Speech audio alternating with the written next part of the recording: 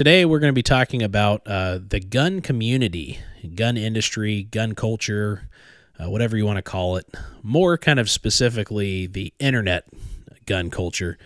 And some of the kind of prominent figures and leaders in that community who seem to kind of continually be getting hung up on little issues and getting stuck and kind of whirlpooling down the rabbit hole of just negativity and drama and, kind of all in the name of like bettering the community.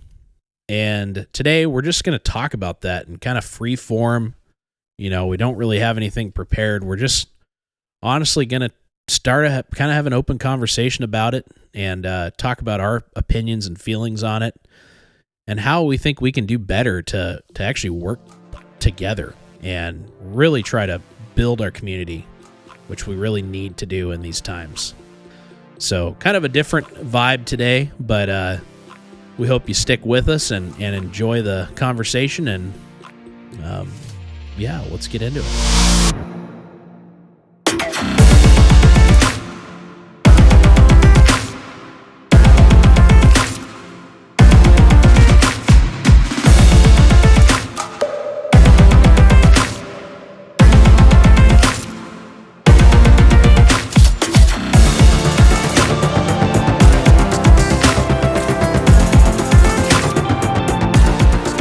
Do you remember back? And do you have any recollection? Because I'm trying over here to recall into the catacombs of my mind. But when it came down to kneeling and shooting, what was taught to you at Benning back in basic? Oh, Benning? Yeah, obviously unit stuff we remember, but I'm trying to remember what they taught brand new privates. Dude, I think we were kind of in an interesting time because we were in, obviously, when the peak of the war was still kind of going on. At least when we were going through basic, it kind of started to tame out while we were getting out. So I feel like it was basically because you guys had accepted full urban warfare. That was the peak of Iraq when you were going through basic, right? Because you guys got issued M4s instead of M16s. We got issued M4s, but it was also like I got a buddy who's retired first sergeant, but he was a drill sergeant. And he talks about the difference between his basic training when he went through in the 90s versus basic training he taught in the mid to late 2000s. And he was talking about, it was all about making people combat effective quickly versus actually learning your job. Yeah. Because it was basically these guys are going to deploy. Yeah. So let's just make them where they can get into, a team or get into a platoon and thrive right out the gate versus let's break down the basics. So I feel like the kneeling stuff wasn't as harped on. Not that I can remember. I remember for accuracy shooting, they say non-dominant, knee up, so that way you can brace off of it, Yeah. Never bone to bone. And so elbow on kneecap you don't want to do. You will either do your tricep on the kneecap or you can do your elbow on your quad. But yeah, you don't want two joints basically on top of each other because you're not stable. So yeah, I mean, other than that, as far as shooting around barricades, things like that, I mean, obviously they teached to keep. Oh, they teached. They taught. There we go. my infantry brain showing through right now. No, they taught us to obviously to. Why did I just become a grammar teacher? I don't know. That's just fine. An English teacher. It's probably good for us every once in a while to check Mr. Barlow. So dumb. But yeah, they and probably same thing for you. They probably taught you obviously to not expose yourself as you don't want to go around the corner and just have your whole body out there. Yeah. Obviously, different shots dictate different things, so it's kind of what's the priority? Yeah. If you're doing a little bit longer distance shot, you may want to pin that knee out there in order to get a little bit more stability. Because obviously, if you have the other knee down, so the far side knee down, you're gonna have to do a leaning method out, so it's probably not as stable. Versus your far side knee to up, where you can actually brace off of it, and then you're fully exposed around the corner. Because when we went through, the only time I remember, and again, I'm talking about basic, I was just curious what the big Army's thoughts were back in those days. Dude, they didn't really focus on that. They were just basically like well, they did teach, we did get taught the traditional kneeling shooting stance. For distance shooting, which is having your non-dominant knee up. Yeah. So your firing side knee is down. Yeah. So I'm right-handed, so my right knee is planted, and my left leg is up at like a 90-ish degree angle. Yeah. And then, like you said, the back of my trap rests on... You mean your... or, I'm sorry, my tricep. Yeah. Did I say trap when I did it? No, I think you said it right. I don't know. I don't remember, but... dude, I was having a hard time finding the muscle name there. Dude, if you're putting your trap there, I'm just so supported, dude. This Fantastic Four stretchy guy. What's that guy's name, dude? I can't remember. I don't know. Mr. Incredible? No, that's isn't that The Incredibles? Anyways, it doesn't matter. No, dude. Yeah. No. Where was it going? I'm just locked into. You were just saying like your traditional. Oh yeah, firing from the knee position. So yeah, your tricep. Dude, I was trying to say trap again. Tricep is on your actual knee. So then, like you said, it's not elbow to knee. It's like trap muscle to knee, and then your hand supports the fore end of your gun. Yeah. And you can take shots. So that's a traditional kneeling position. When we got to our unit, that's where things that's where I remember. Because realistically, when anybody that's been in the military, they know that you go through basic or boot or whatever, and you get to your unit, and your unit's like, you suck and you don't know anything yet. And now it's time to actually start learning stuff. So, yeah. Because ultimately that's who you're going to deploy with, and that's who you're going to be working with. And every unit has their own specific SOPs. I was about to say, you can be the most squared away dude coming out. Yeah. And you're going to get re-indoctrinated into like the way that your unit does it. Yeah. And actually a lot of those super high speed dudes that came out of basic, I remember we'd get some new guys that thought they were just hot. They were like, yeah, I was graduated. And you're just like, you're done. Do push-ups. Like, you're dumb. Like, you don't know anything yet. And they're just like, what? But, dude, the Army's so weird. Anyways, obviously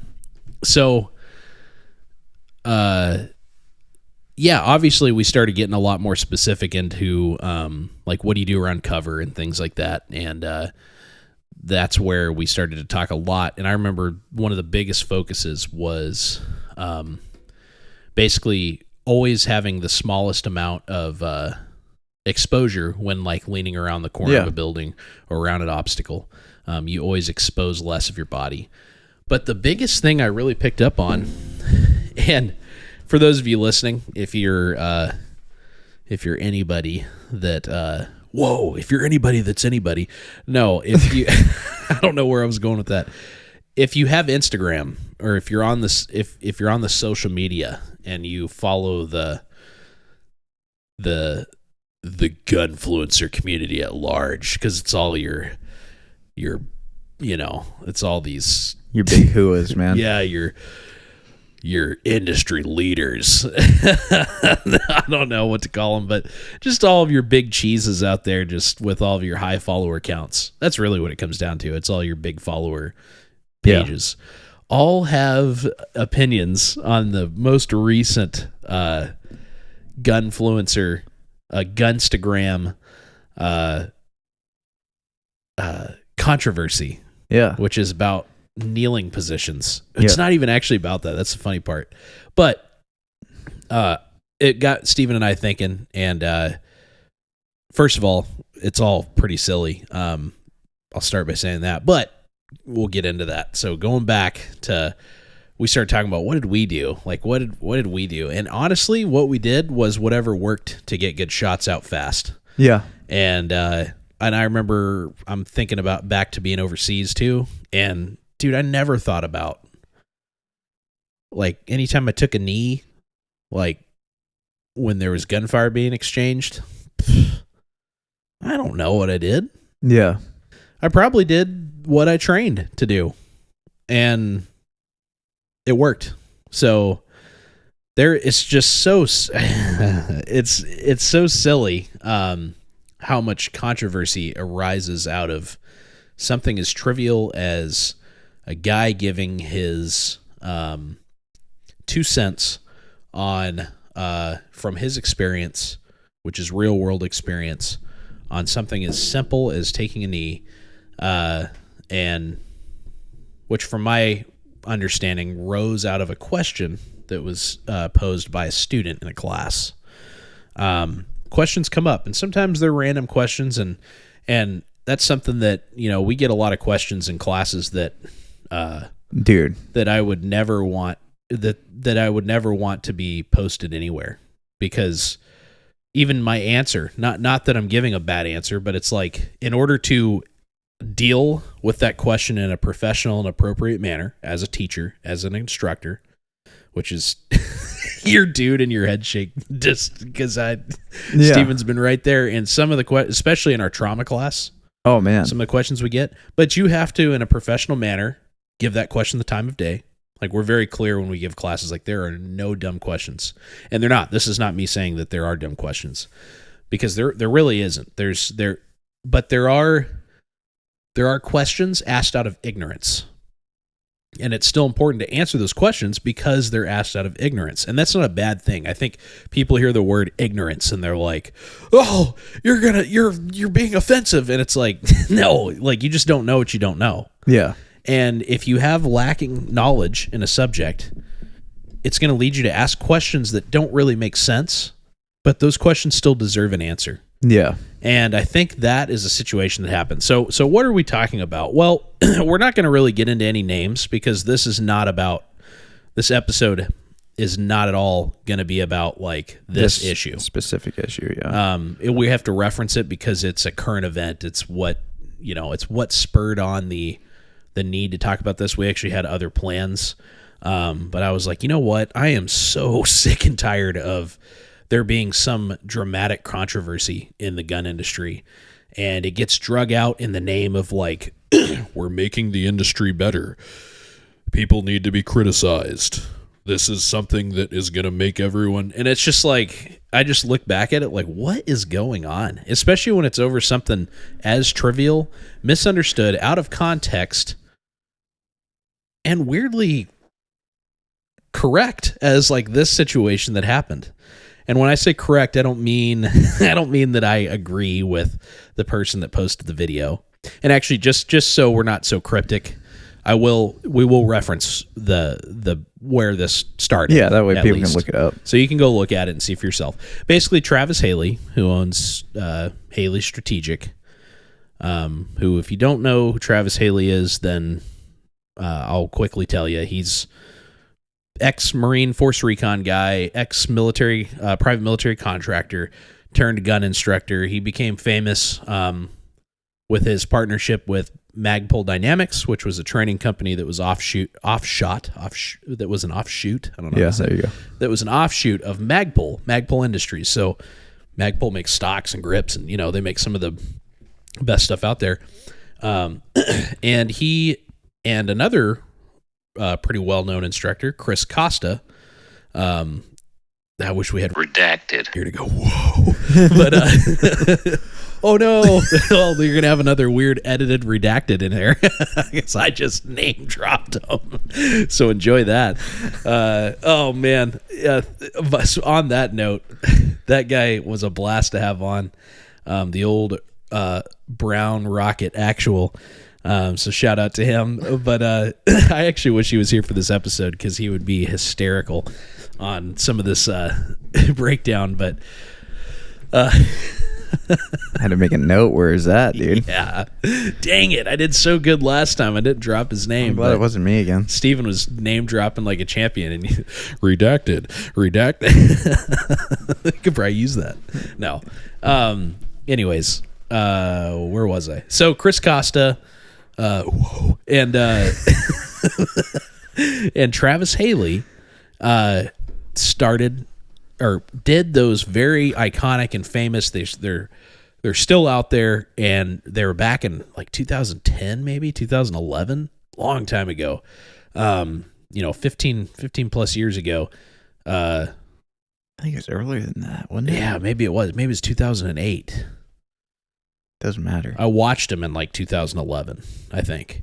But anyways, very instrumental in my progression as a soldier, as far as weapon manipulation and just basic foundations in reload mechanics and things that, and I look back at those videos now and it's like, man, that was some crazy stuff, but it's but it really it's outdated. Yeah, it's actually, I mean, a lot of it's still okay. I think if you're a new shooter and you're trying to like go to that next level of like being very proficient at like quickly manipulating your firearm, I think that's where those videos really do well, and also some basic fundamentals and marksmanship and stuff like that. It's all very like close range stuff. It's not really talking about, not so much getting into like rifleman skills. It's more like the handgun videos are pretty solid. And anyways, so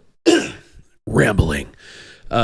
Chris Costa and Travis Haley both did these series of videos, and that's kind of where they became famous. Yeah, would be from these videos, and they've since split off, and Chris Costa has Costa Ludus, I think, and Travis Haley has Haley Strategic, and they have separate companies and blah, blah, blah. Travis Haley's continued to be somebody that has kind of led the charge as far as training. Not saying he's like the best trainer. He's just one of the prominent ones. He's maintained kind of a status of trying to be pretty progressive, and he's, tried to utilize a lot of doing a lot of research, and some people argue whether that's, the right way to go or not, and if their findings make any sense and blah, blah, and there's already controversy there. But the fact of the matter is he still, I think, teaches some solid stuff. I think he's taught a ton of people. He's probably one of the people out there that has one of the highest student counts, I would guess, for the amount of time he's been doing it, and for the, their classes are always filled and they're going all the time, and so he's been around. That's the point I'm trying to make. Probably a couple decades in the industry. I don't know how long he's been doing it, but a long time. As far as like total time, but also lots of real world experience, lots of time in the military, and then in the contractor world, which is a pretty crazy world. So that's your introduction to Travis Haley. I think probably 99.9% of everybody listening was just like, just tuning all that out because they already knew who he was. But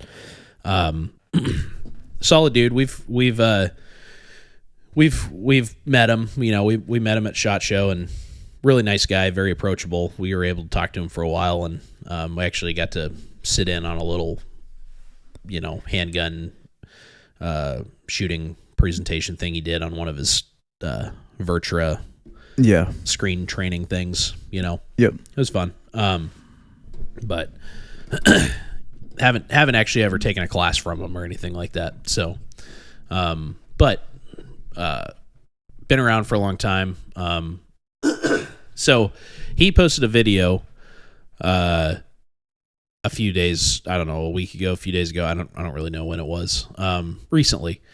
And it was basically an excerpt, and you could tell it was like, I remember watching it and being like, oh, he's obviously in a class setting. Like there's people kind of standing around watching, and he's like looking around at students, and he's talking about kneeling. And it became very clear to me right out the gate, like with no context at all.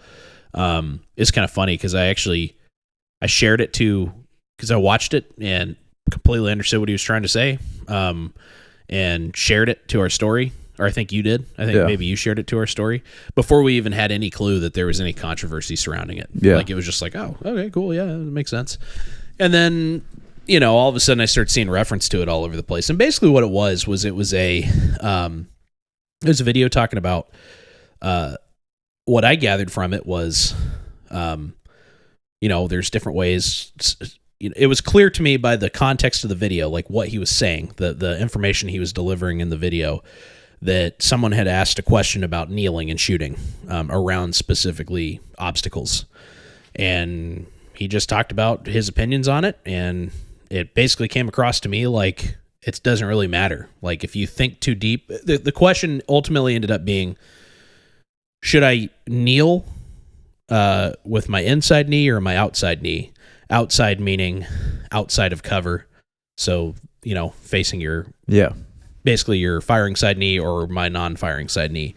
And he basically kind of showed, it looked like he was in the middle of showing kind of pros and cons, and then ultimately said, which I think this is the part people are still hung up on, basically said, and I'm going to summarize, or very heavily summarize and paraphrase. He said, basically it doesn't matter, and that you should don't think too much about it, because we don't want to, because the question was, if I get shot, if I kneel with my outside knee and my knee gets shot, wouldn't I fall?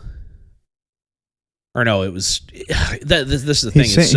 So what he was saying was, I don't even get how people are getting what they got from it, because I've watched it like 100 times now, and even when I first watched it, I got kind of like what he was saying in his video that he just recently released, explaining it like with more information, front and back information. But I understood it when it and maybe first that's came just out. because I got a military background, so I kind of understand like the way he worded it. But I didn't feel like it was like confusingly worded. But basically, he was saying that, people say, okay, if you do your outside knee up, so out of cover, when you get shot, you're more likely to fall back behind cover, versus if you have your inside knee, you're going to get shot and you'll fall out of cover, which then you're harder to retrieve.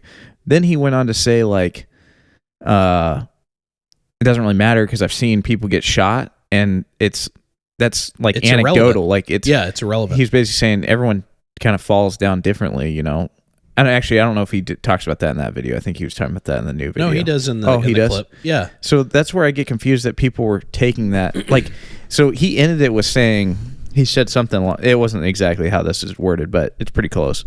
How you train to die is how you die. Yeah. And I think people were basically saying, oh, Travis Haley's teaching people how to, like, die. Like, if you do this is the way you die. No, he was trying to say, if you train to die, you will die. That's how you'll die. Meaning, if you like, hey, I'm going to do this, so if I get killed, I fall into cover, then you're going to get killed and fall into cover. Because that's a weird thing to focus on. You shouldn't be training to die. You should be training to live.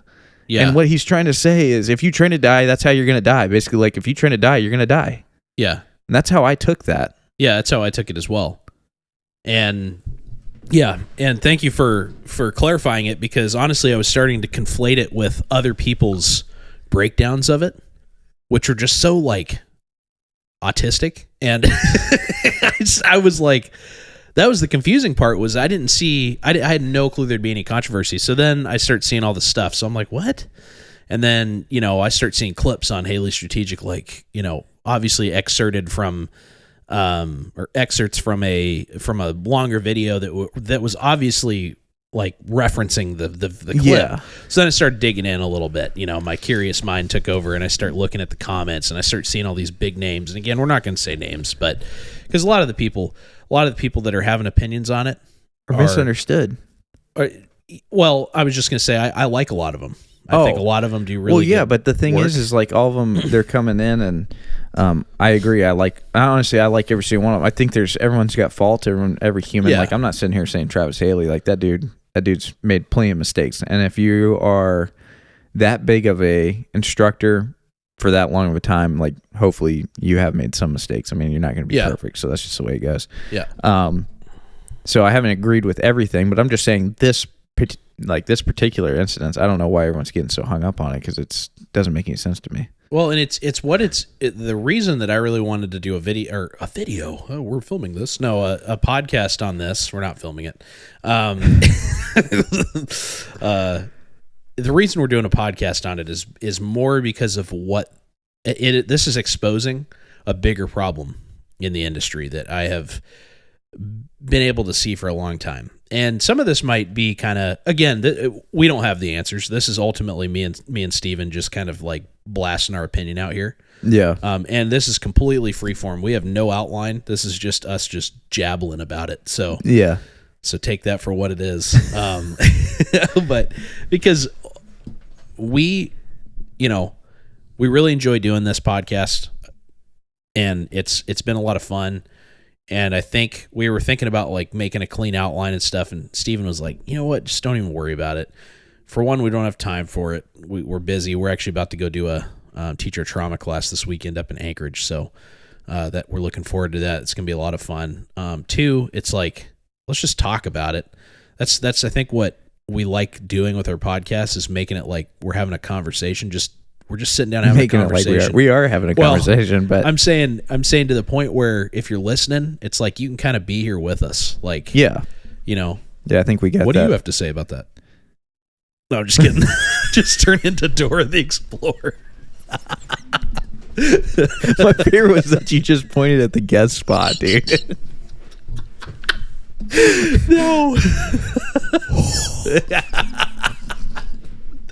Oh, why did I do that, dude? I don't know, dude. That was fantastic. But anyways, so yeah, so bringing it back a little bit, reel it back in. Whoa, we're getting crazy here already. The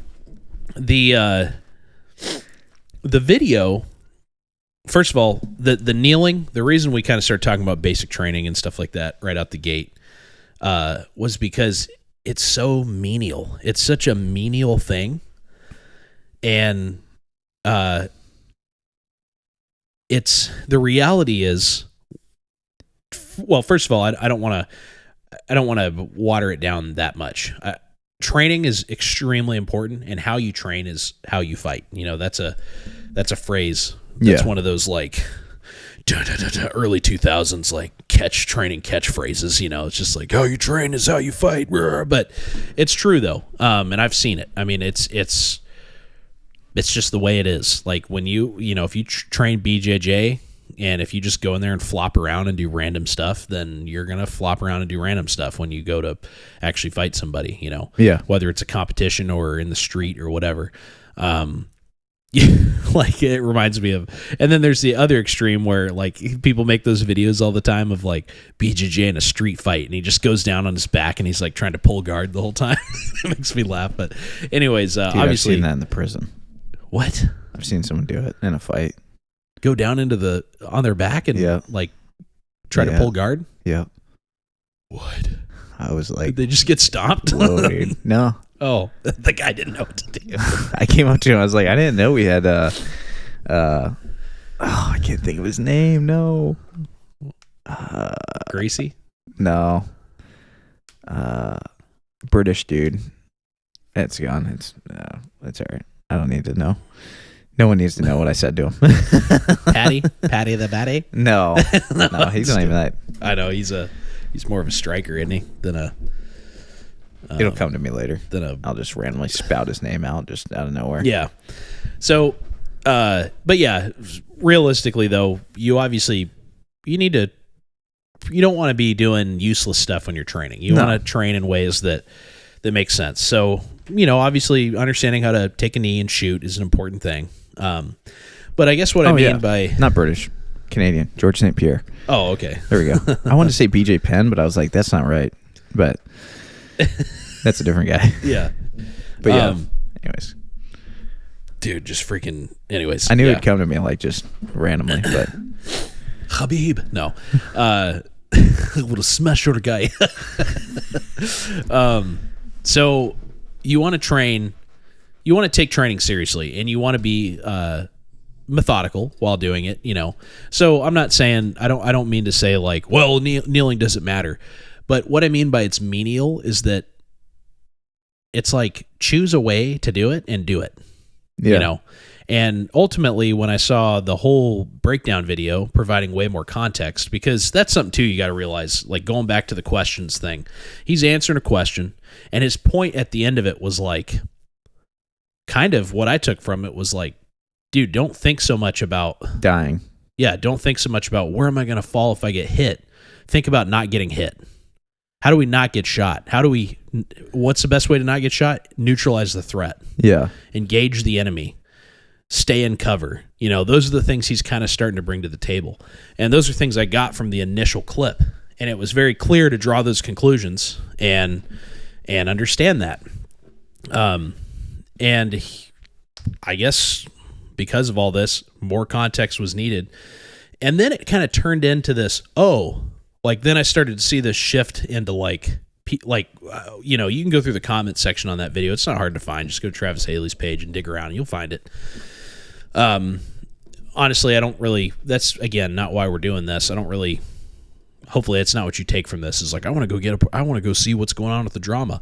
But the thing that was weird was that it shifted into you had all these comments in the comment section of big name people being that's weird. And why are you, what? Oh, and having their opinion and being, lots of passive aggressiveness and lots of okay, and weird stuff like that. And you're just what? And I was kind of reading through it, and I'm not a comment reader. It's just it's a complete waste of time. It's a utter waste to sit there and scroll through comments and read. And so many people do it. And I see so many people I know that have businesses or their personal pages engaging with people and commenting back and forth. And it's I used to do that a lot. I used to get in political debates on Facebook when I was younger and just and it's you're talking to some random keyboard warrior. Yeah, you're talking to some random person who's already set in his mind or his or her mind because they've taken the time to post this opinion, and for you to come in there and it's just dumb. I think.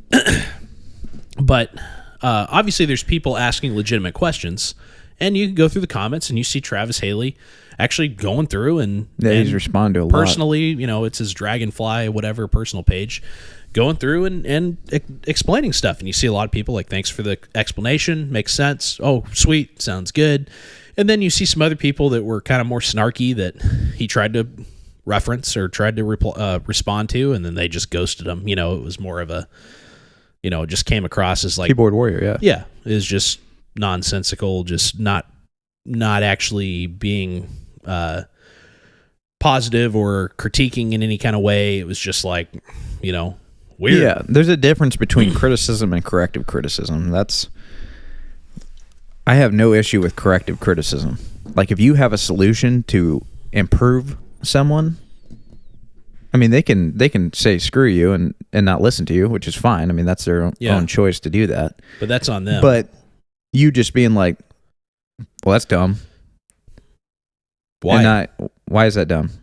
Yeah. All right. Maybe you know something I don't. Why is that dumb? Yeah. It's just dumb. I don't have time to argue with you.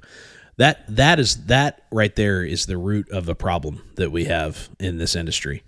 I hate saying industry, it's dumb. In this community. And I've seen people say things oh, well, I saw this one comment somewhere, I don't know who it was, but it said your problem, it was in reference to a lot of the conversation about how are we bettering the community by getting all up in arms about this kind of stuff, which is a valid question. And then somebody said, your problem is thinking we have a community to begin with. And I read that and I was that is so lazy to think that. Because regardless of if you like it or not, I don't like the gun community most of the time. It's filled with a lot of arrogance and a lot of childish minds, a lot of people that feel like they don't need to learn anything. Yeah. A lot of people that have all the answers and will prove to you that they have all the answers. It's filled with a lot of ego and a lot of empty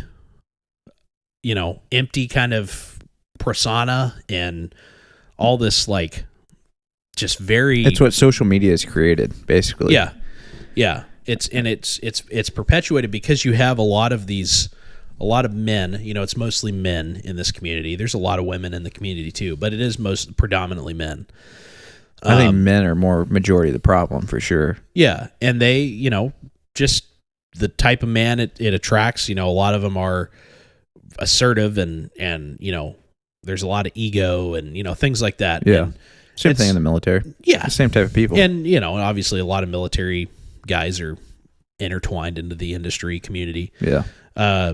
But we still have a community, and it's a very important community.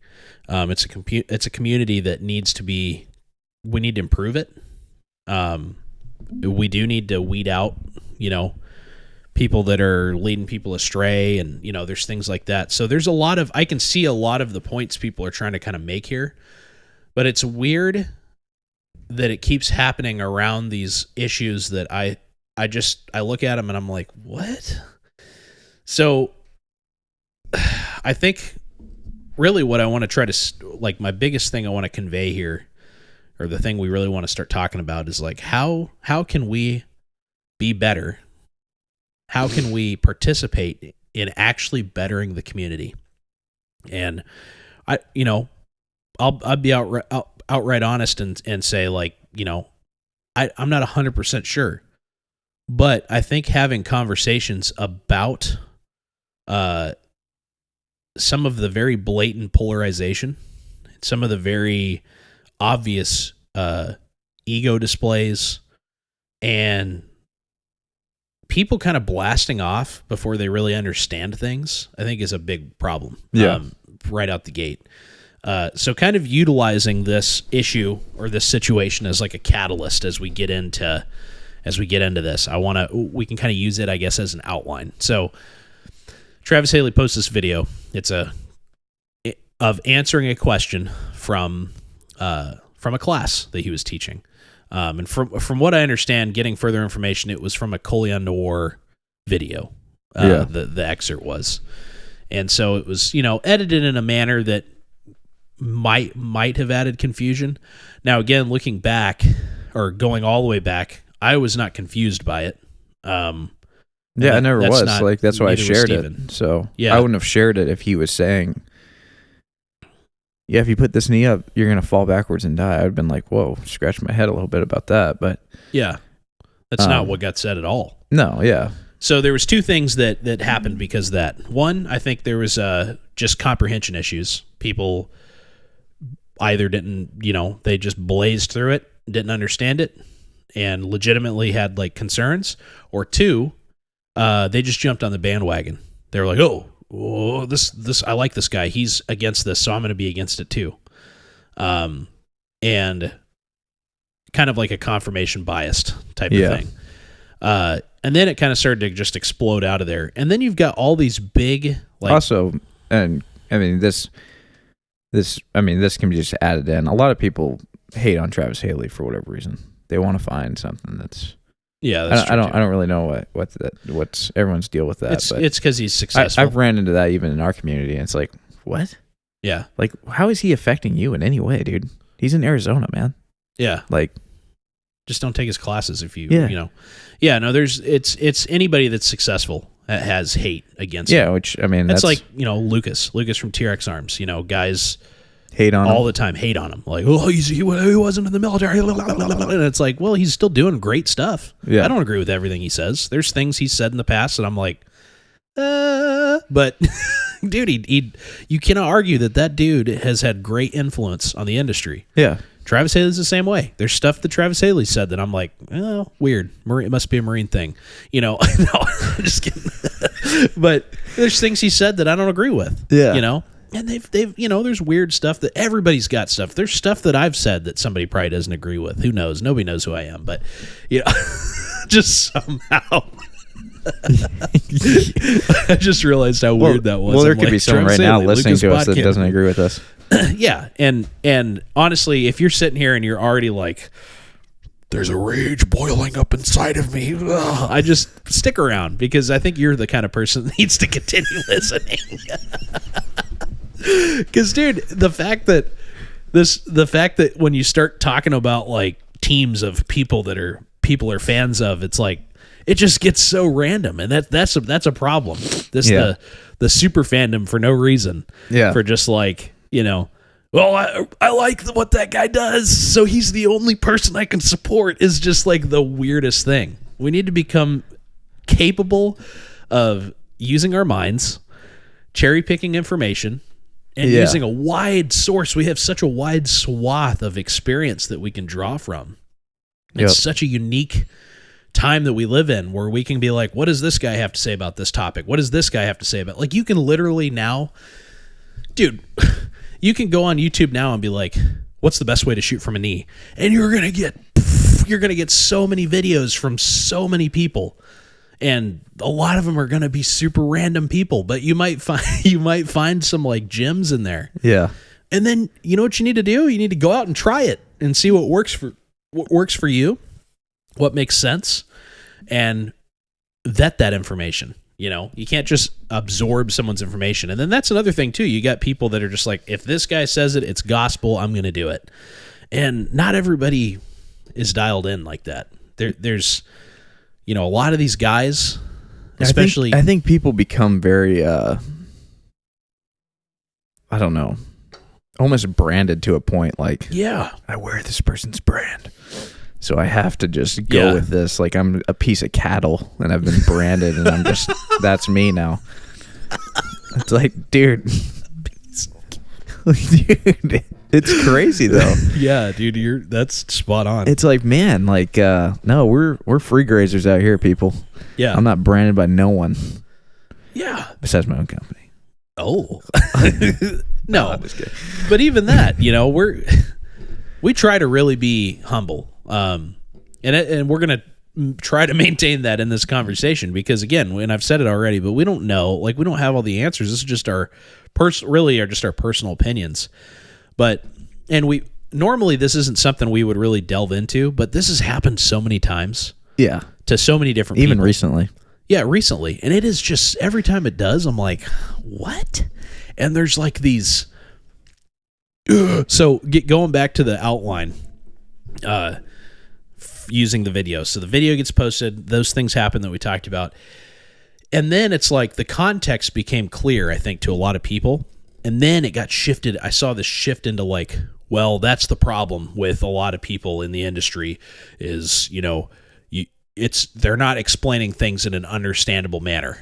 And I was like, that, and I'm kind of looking at it like, what? Like, again, Stephen and I understood this at the very beginning, understood the context behind it. It made sense. Maybe we're weird. And and maybe it's because of what you said, Stephen. Now, we do have a bias from coming from a military background. The way Travis was delivering that sounded very much like a lot of dudes I've learned from in the military. Yeah. Very just like, deal with it. This is the way, you know, or not this is the way it is, but just kind of that like delivering information in a serious manner. That line because that he says, "If how you train to die is how you'll die," just reminds me of something that like my first sergeant would have said. Yeah. Basically, like, we don't train to die. Yeah. Yeah. And I think a lot of people I feel like I've heard that probably. Oh, somewhere. dude, I know. I did too. I literally went, yeah, that's a pretty solid video. Yeah. Not because I was like, whoa, let's break down the kneeling. What kind of knee? What? He doesn't have knee pads on. What? You know, no, it was just like, yeah. Hey, Yzma. No. What? What? I don't know, dude. This crowd just comes in and evaluates it all, dude. Whoa. He doesn't have knee pads on. That was actually pretty good. Anyways, what is happening? So, but that's what happens. People are literally like, what kind of shoes is he wearing? You know, and it's just like, what? You know, but then, yeah, like, wait, hold on. Did he say train how to die? What in the world? Haley Strategic's training you how to die. You know, and you're just like, wow. So the way he explained that was very kind of, you know, I saw his military side come out, and a lot of people have a problem with that. And I think that right there, that's core issue number one, is that there's still a weird divide between, I think I have a military background and I don't have a military background. And there is still a perpetuated divide between those two communities, and it makes no sense. I saw a comment on there like, I think this is just a weird flex saying that I've seen people die. And I was like, or like him like flexing that he's seen people die. And that I was made like, me sad. What? That is messed up. Here's the thing. All right. Again, former Army guy here. Been to Afghanistan. So understand, if you're one of those people that don't have a military background, I'm not attacking you. I'm just telling you my experience. Okay? So, calm down. If you feel this rage of like, whoa, ex-military biased coming up inside of you, maybe a little bit. But here's the reality of it. And I'm going to try to keep this light because it's actually kind of a sad, serious topic. But a lot of these guys, and I've seen this a lot, that come out of the military and start teaching this stuff, get ramped up around certain things. And most of those things involve things that can get you killed and just the reality of life and death. And there's a lot of people out there that do not have the background and the experience to actually absorb that information. And that's not your fault. And that's not, and again, don't take this as an attack, but you don't know what you don't know. And there's nothing you can do about that. And you have not experienced what a lot of these guys have experienced. And that's not a superiority thing. And that's we're getting into a major problem where people immediately start to say, whoa, he's talking about his military background. It's like, yo, he's going to flex it's a superiority complex. It's not. It's that, and I, again, from my personal experience here, I take this very seriously, and I love what we do. I love what our company does. I love what we're able to do with this podcast. And it wouldn't be possible without a lot of the experiences that Steven and I both got while serving in the military. We have knowledge that we wouldn't otherwise have. Is this knowledge now available to anybody? Yes. Should it have been available to anybody from the very beginning? Yes. Were there gatekeepers that came out of the military? Yes. But they're pretty much gone now. I rarely ever see somebody like gatekeeping. I don't some either. ex-military guy that's like, civilians shouldn't know that information. That's if someone's doing that, they're irrelevant. They're a troll on the internet. They're not. They probably anybody weren't even big in name. the military. Yeah, they're probably like a guard guy that got like. I was about to say that's camp. a weird disguise to not reveal as much information about what you did in the military because you're like, no, that's I can't share that information. It's like, dude, that's a red flag, like all over it. Yeah, it's like, dude, you weren't that special, man. I can promise you that. Yeah, I can't talk about my unit. It was classified. If somebody says that, they're done. Just be done with them. They're not real. They're random because they're an NPC. Yeah, they're an NPC. Need something. Yeah, dude. So getting back into and it, going on to that really quick. Oh yeah, go for it. Because you just sparked it. You know, I'm prior military, but I never deployed, so I never experienced that either. So I don't have those experiences either. So I don't know what it's like. You know, I have a ton of training time, but you can get that in the civilian world. Like, I'm not anything like, I was prior military, but I never deployed. So I don't have like any combat experience. So I don't know.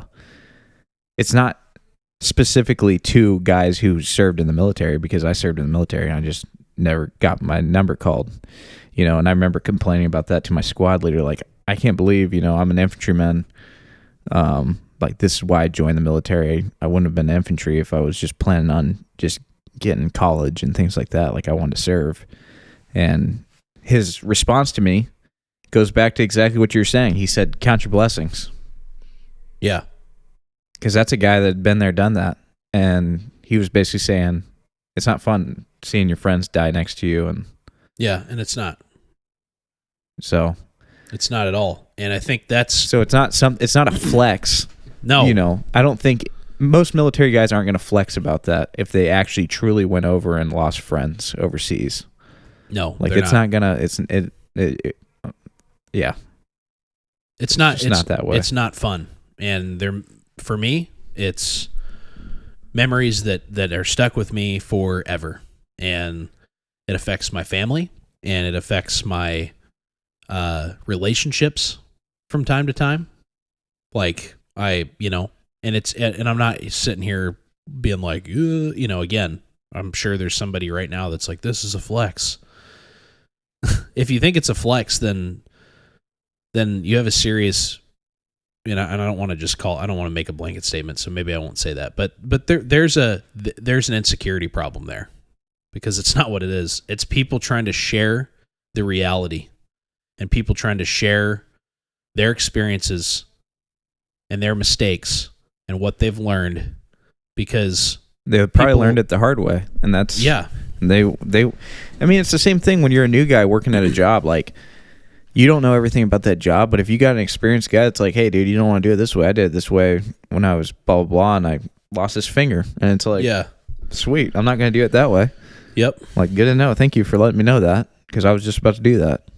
Yeah. And I don't think that's something like that. No one's like, oh, man, that's just a flex right there. He's showing me that he lost his finger. Like, dude, like, I can't believe he'd show me that. Like, I guess I got to go chop mine off. It's like, what?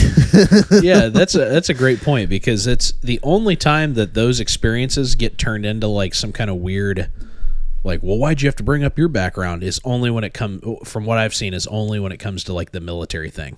Yeah. And I don't know what it is. And I mean, I'm sure it stems from, there's a lot of douchebags that people have met that came out of the military, and I know they exist. I served with a lot of them, and there are some douchebags. But most of those guys don't become part of the community or part of the industry, or if they do, they get very quickly like weeded out. Yeah. But you know what? And I don't view, kind of bringing it back to the video, I don't view Travis Haley as one of those people. He's not one of those guys. I've had a lot of people be like, yeah, well, he's just, he's always blah, blah, blah. He's always, referencing like military. It's like, yeah, dude, because that was his life for 18 years or whatever the heck it was. And he did it for real. The stuff that you're trying to learn, he's already done it he did it for real. And that's his experience. So yes, you would be a fool to not pull from that experience. Yeah. An absolute fool. That's like, I'm trying to think of something that's more, relevant to now, but like if you get really good at a video game, you get really good, let's say, if anybody watches streaming, now that this is going to be kind of funny, but you'll get the idea. Dr. Disrespect. Any Dr. Disrespect fans out there? The champ, the 2-time back-to-back champ. Okay. He's a champ. He pulls from those experiences. He references back to the 1993, 1994, or whatever it was, back-to-back blockbuster champion. He was a champ, world champ. He still is, he's progressed with the times. Disrespect has made it into the podcast. He's progressed with the times. We should have him on as a guest. But yeah. I don't know if we have enough room for him to walk in here. Dude, he probably hit the ceiling. 6'8" or something like that. I don't know. He's tall. He's super tall. We're up in a mezzanine, so we have a pretty short. I think it's 7 foot. I think he could walk in here. I think we have a 7-foot ceiling in here. Okay. Anyways, kind of a weird example, but I guess to bring it more full circle, if you get really good at something, and it takes time to get good at it, and then you did that, you did whatever that thing was professionally, and then you move on. So like, let's say you start a business. It was a very successful business, and then you retire, and then you're like, you know what? I just want to teach people how to start businesses. You don't go into that without referencing back to your experiences that you had. You don't go, it'd be weird to teach a class and be like, well, here's the things I know. And and the students are like, well, how'd you learn that? It's like, talk about that. Just by kind of, I'll show you how you can learn. Let's pull up Google. They'd be like, well, no, I started a Fortune 500 company and it was successful and I sold it. And now I'm actually on the board. I'm not an owner anymore, but I still remain on the board. You would use your actual experience. Yeah. And that's, whether people like it or not, that is something that we should be thankful for in the industry. Thank me for my service. No, that's what that sounded like, but you know what I mean? Like, and no, dude. No, but seriously, and again, I'm trying to keep it light, but I'm very thankful personally that there are guys out there willing to teach the stuff that's hard to teach. And it's hard to teach because they've lost buddies and they've seen a lot of death. And you can get emotional. And that's kind of what I saw out of Travis in that video, was like wake up for a second and like, let's realize that like, ultimately we're trying to stay alive, and that reference of like, how we practice dying is how we're going to die. Saying, like, let's not get too hung up on the stupid stuff. Let's keep it dialed in and focused on what we're here to do, which is be really good shooters and be able to engage the threat, critically engage the threat. And, you know, a lot of people took that, and I think there was a lot of misunderstanding. I could see how people could misunderstand the intent of the video at face value. Yeah. Again, I think we understood it because we've had those kind of trainings before, where we've been in those environments where that kind of delivery is being used. Because, like I said, it was a very kind of military-esque delivery, and a lot of people think that's bad. Like, I see a lot of people say a lot, you know, well, you know, that's the problem with ex-military instructors is they go into the blah blah blah. It's like, yeah, you know, and I've found myself even a little bit kind of going into that zone, you know, when you're talking about, like, it happens sometimes in our medical training where I'm like, you know, like, you got to stop the bleed because you're dealing with a human life. Like, this person's dying. And it's because I've had buddies die, and I've seen people die. I've seen a lot of people die. And that's not a flex. That's the reality. That's the reality of my experience, and it sucks.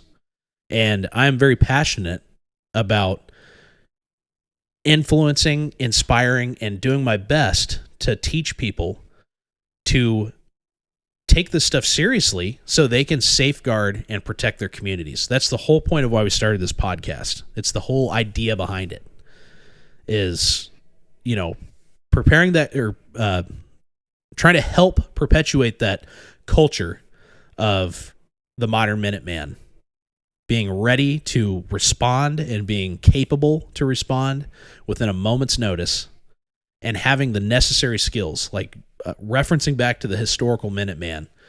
They were highly trained, highly mobile, highly capable. They were disciplined. They were physically fit. They were good marksmen, and they were just fathers and husbands and farmers. They were doing their jobs. They were trying to live in their community, but they understood that these freedoms that they were enjoying within their communities were not guaranteed, that they had to be safeguarded and protected.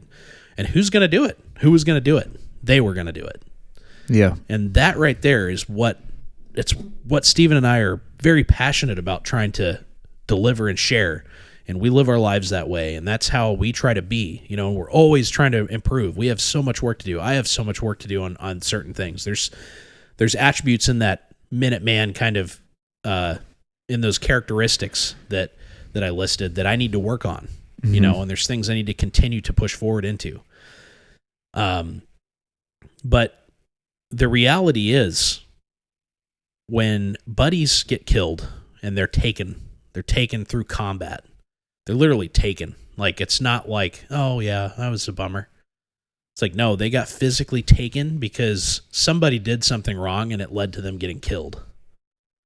So that's why I think there's a lot of passions that boil up from some people, because they've seen it happen and they'll see a mistake. And it happened all the time in the military. You probably remember you'd have some crusty like E7 or something. It's like, I don't ever want to see you do that again. Yeah. And they'll like blow up out of nowhere and you're like, whoa. And they're like, you understand that like this guy and this guy could have been dead and you would have had to write a letter to their family, you know, and you get the whole thing, the whole rigmarole. Yeah. And but that's because he probably experienced that. Yeah. And it sucked for him. And he's like, I will not let that happen again. And that can breed a lot of problems. And sometimes you got to check your emotions at the door. Yeah. But because that can lead to irrational stuff. Yeah, you get hung up on. Yeah. That, well, it's anecdotal. It's like that happened that way because of this, that, you know, it's not because this guy did this, but there's some truth there too. There's some reality. That if there's actually something wrong that's happened and you're doing it, you know, like you're doing a training and you do something that's, you know, wrong, then it's like, okay, yeah, that's something. It's not as much of like a superstition, like a kicker, you know, like I got to wear these cleats, otherwise I'm gonna miss every kick. And it's like, no, you can wear different cleats, like you're just fine. But it's not like one of those situations, because sometimes that happens too. Like, we will not be listening to this song. It's like, what? Yeah, and obviously that stuff gets really dumb. But yeah, long story short, I think if you if you're ex-military, here's what I'll say, and I think we've said this kind of stuff before. If you are prior service, you do have a military background. Try to keep yourself in check. Like, don't go into the like. I've seen a lot of people slip into the like, you got to earn my advice kind of game. You know what I mean? Yeah. That's dumb. Like, if you have people eagerly trying to learn, and you know something and you have good information, share it. Be an open book. Yep. If you don't have a military background, but you're into this stuff, dude, I applaud you, because you are seeing the importance and value of this without being brought up in that culture, that warrior culture. You're pursuing it on your own. And I think that's harder. It's more natural for me to think this way, because I was from 18 years old indoctrinated into that mindset of like fighting for freedom, and a lot of brainwashing. A lot of like, you're a patriot and you're the less than 1%, like all the like stuff that they just fill your brain with. So to get out and like, hey man, I took an oath, and like all that stuff that's still kind of like, we kind of laugh at it now. But that stuff built us up to have that warrior mentality. So if you're pursuing this without that background, that's admirable and commendable. And I am so thankful that you're here, because you're going to bring fresh perspective. You're going to bring fresh ideas. You're going to bring questions that deserve answers, and questions that maybe have never been posed in that way. And it creates a new thinking of like, interesting, Yeah, but we've seen that over the last like 10 years, Yeah. You look at guys who don't have military experiences, and they've even taught, tons of military guys different things, because we haven't, we've never looked at it in that way. Or not saying our brains are wired differently, just that, you get, like you said, you get almost brainwashed on how to do certain things that you're just like, oh, that's just how we do it. Yeah. And that's not a good answer. No. But sometimes it's good enough for prior military guys, unfortunately. It's like, that's just how we do it. Yeah. And they haven't, and usually guys like that, whatever that specific thing is, they just haven't actually thought about the reasons why. But a lot of them, once there is a reason why, like that's one thing I will hand the military, is that it's very rare for the military to have people doing something without a reason to do it. Now it does happen, but even we were joking about it the other day, like DNC. Remember we were talking about drill and ceremony. That's like doing marching around and doing footwork stuff. That teaches you good spatial awareness. It teaches you proper footwork, especially for like working inside a building, like CQB kind of stuff. Yeah. As goofy as that all sounds, we were laughing about it, because it's like that stuff that you learn a lot from that, and you get really good at shifting your weight and your balance and your feet around, and staying right up against someone, and like keeping the gap tight. And Yep. It teaches you formations. It teaches you how to move as a unit, move in formation, move in sync, move on time. Like these are all things that, looking back, it's super silly, and you can learn that from just doing the actual, absolutely, actual thing. So I'm not saying to go out and do DNC, but that's so random. Definitely not what we're saying.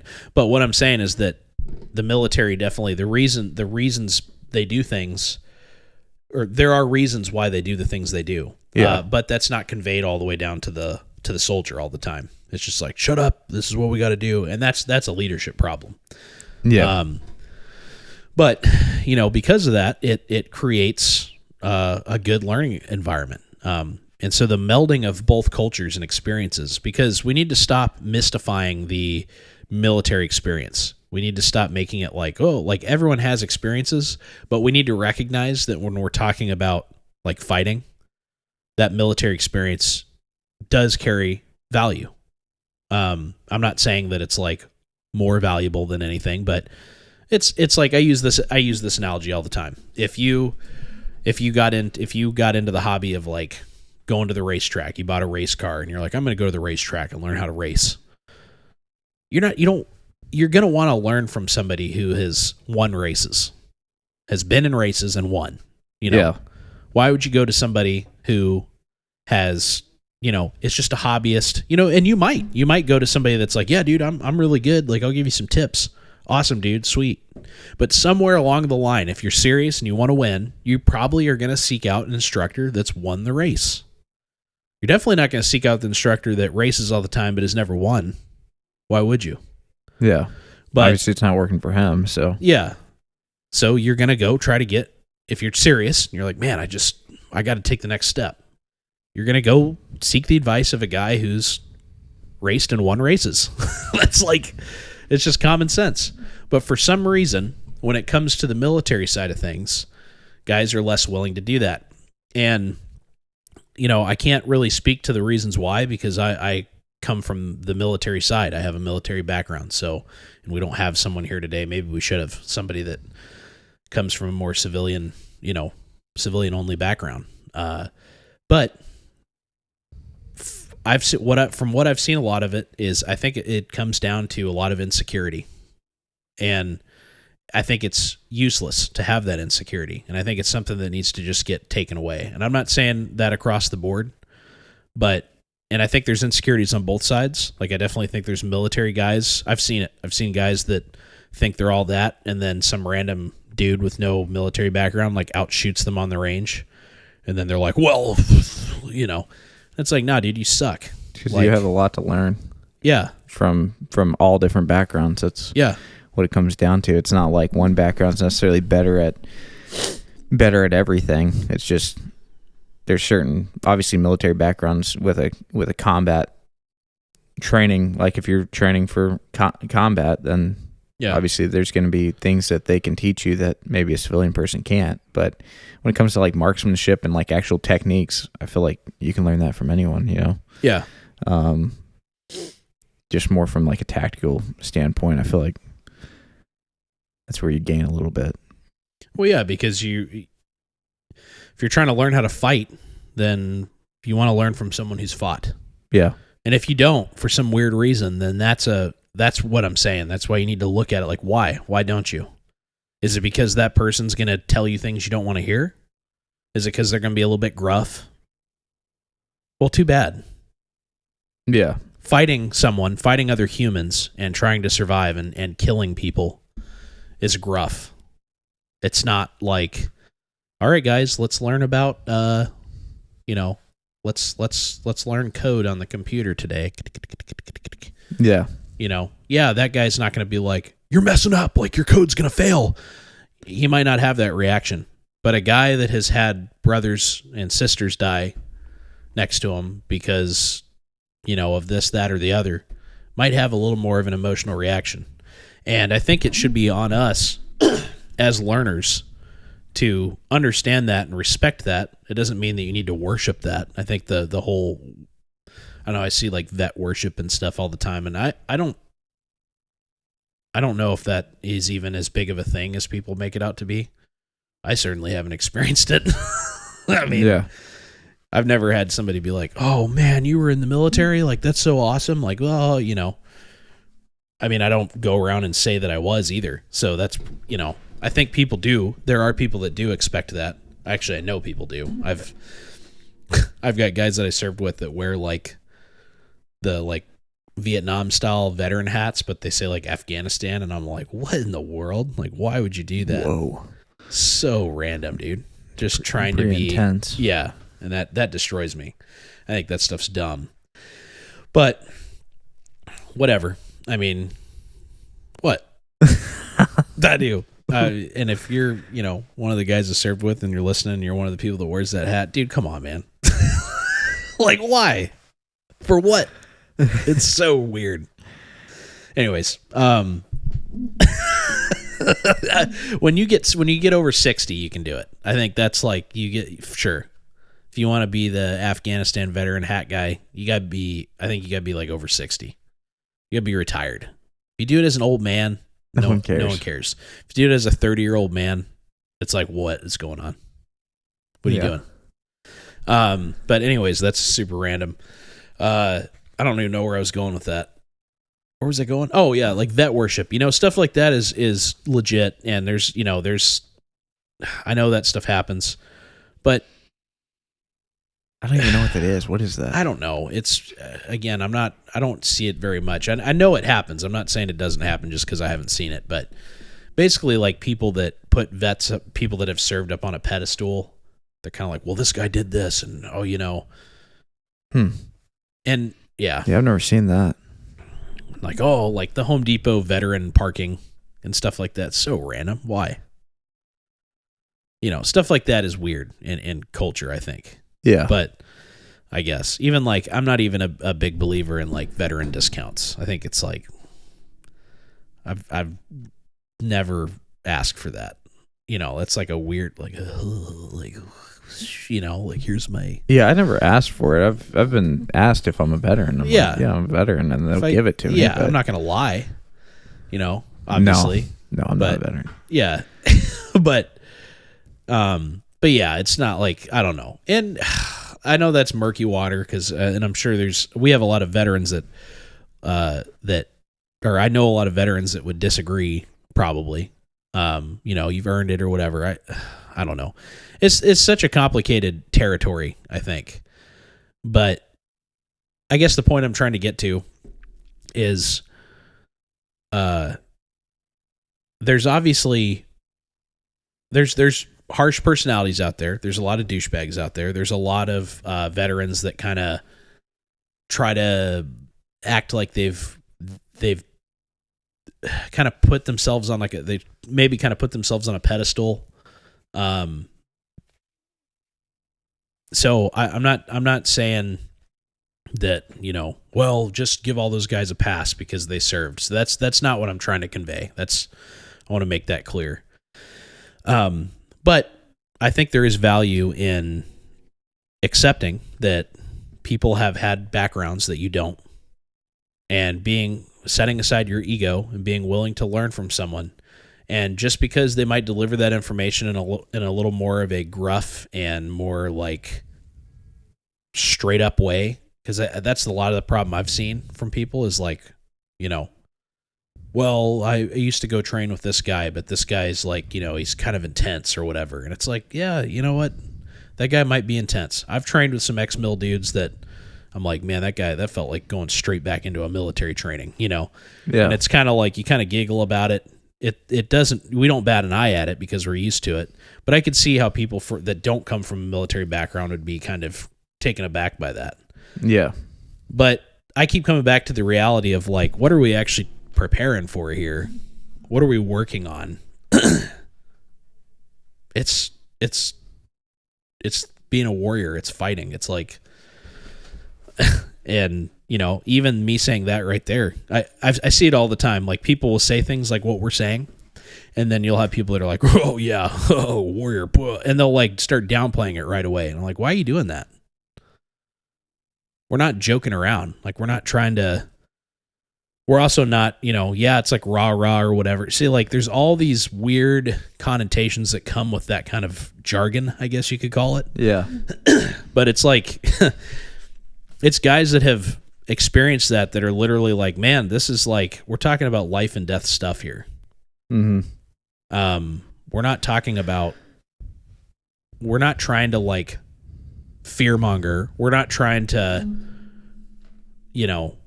like, hey man, I'm going to flex on you. Like, no, it's like, dude, do you want to learn this stuff? Do you want to be serious? And do you understand what this is? Yeah. I think you do. I really think you do.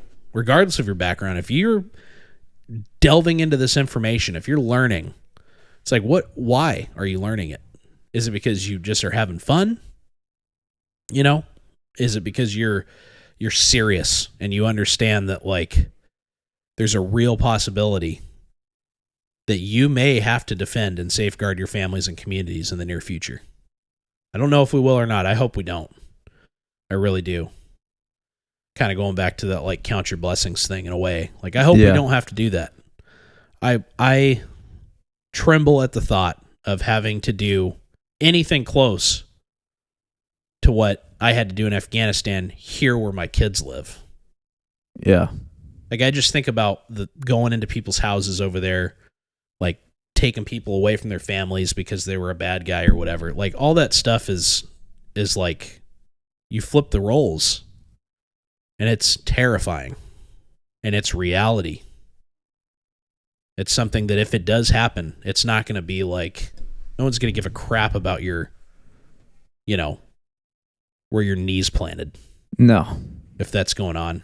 You better also, hope that you have built your community up and coordinated with a group of like-minded individuals, and also learned what you could in the amount of time that we have. And that's not like me trying to be like, this is coming down the pipeline, but our community is getting crazier. Our society is getting crazier and crazier. Yeah.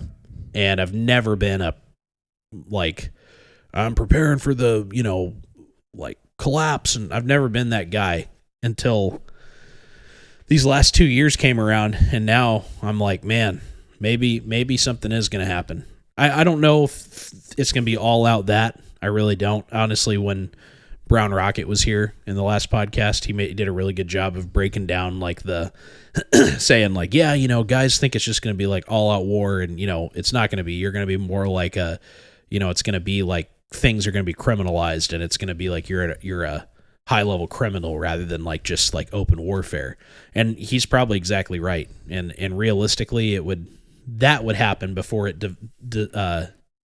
devolved into full on like war. What we see in Ukraine right now.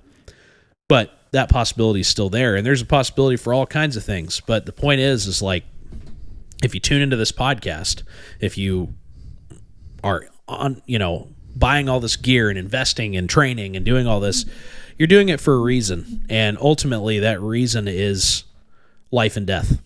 And so you need to come to terms with that and realize that, it isn't going to be all sugar coated all the time. It isn't going to be like, well, let's always figure out like the exact reason for this and that. And it's like, let's do that. But let's also understand that ultimately we're dealing with a very dark subject. Yeah.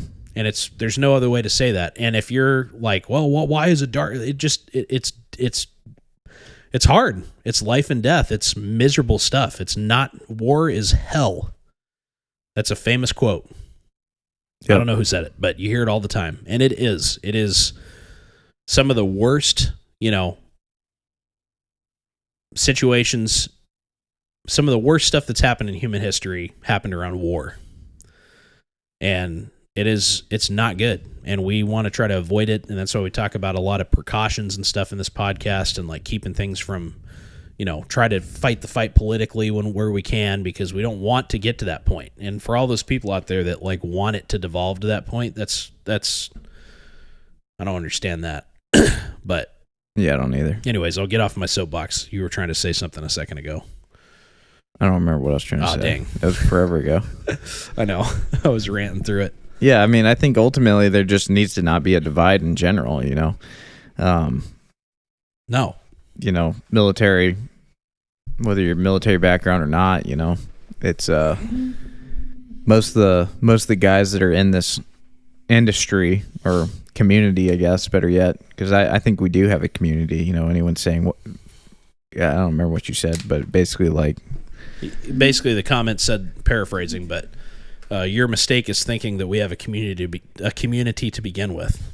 Yeah, which that's just crazy to me. Because like, what's the point if we don't have a community? Like, what's the point of us doing this thing? Like, yeah, obviously you got your core community, which is like your people within, the people that you're probably gonna be relying on if things do go downhill pretty quickly. But ultimately, having a community across the across the entire United States is even more beneficial in a way. So yeah, well, we've lost the culture of patriotism, and I know that there's a lot of, and even now, like, that's a word that has a lot of negative connotation surrounding it, because I think a lot of people attribute that to like a patriot for, being a patriot for your country is somehow meaning you like love the government. I've seen a lot of that, like, well, you be a patriot and screw the government or whatever. And it's like, no, it's, to me, being a patriot is having love for your country, and ultimately what that means to me is what this country represents, which is freedom. And it's gone a long way from where it originally started, but that culture of like wanting to safeguard and protect and stand up for the freedom of this country has died. It's gone away. And it's so convoluted now, and it's so like, you know, there's so much blatant wrong that's going on, even in the, or especially in the like leadership of this country. But that doesn't mean that the culture should go away, because that culture is what's going to ultimately defend this country. Yeah. And it starts in your community. And I think, you know, in Travis Haley's follow-on video, he goes on to talk about all these big issues that are going on. And I saw a lot of people saying like, well, it's easy to deflect to big issues because you can't, you know, you don't want to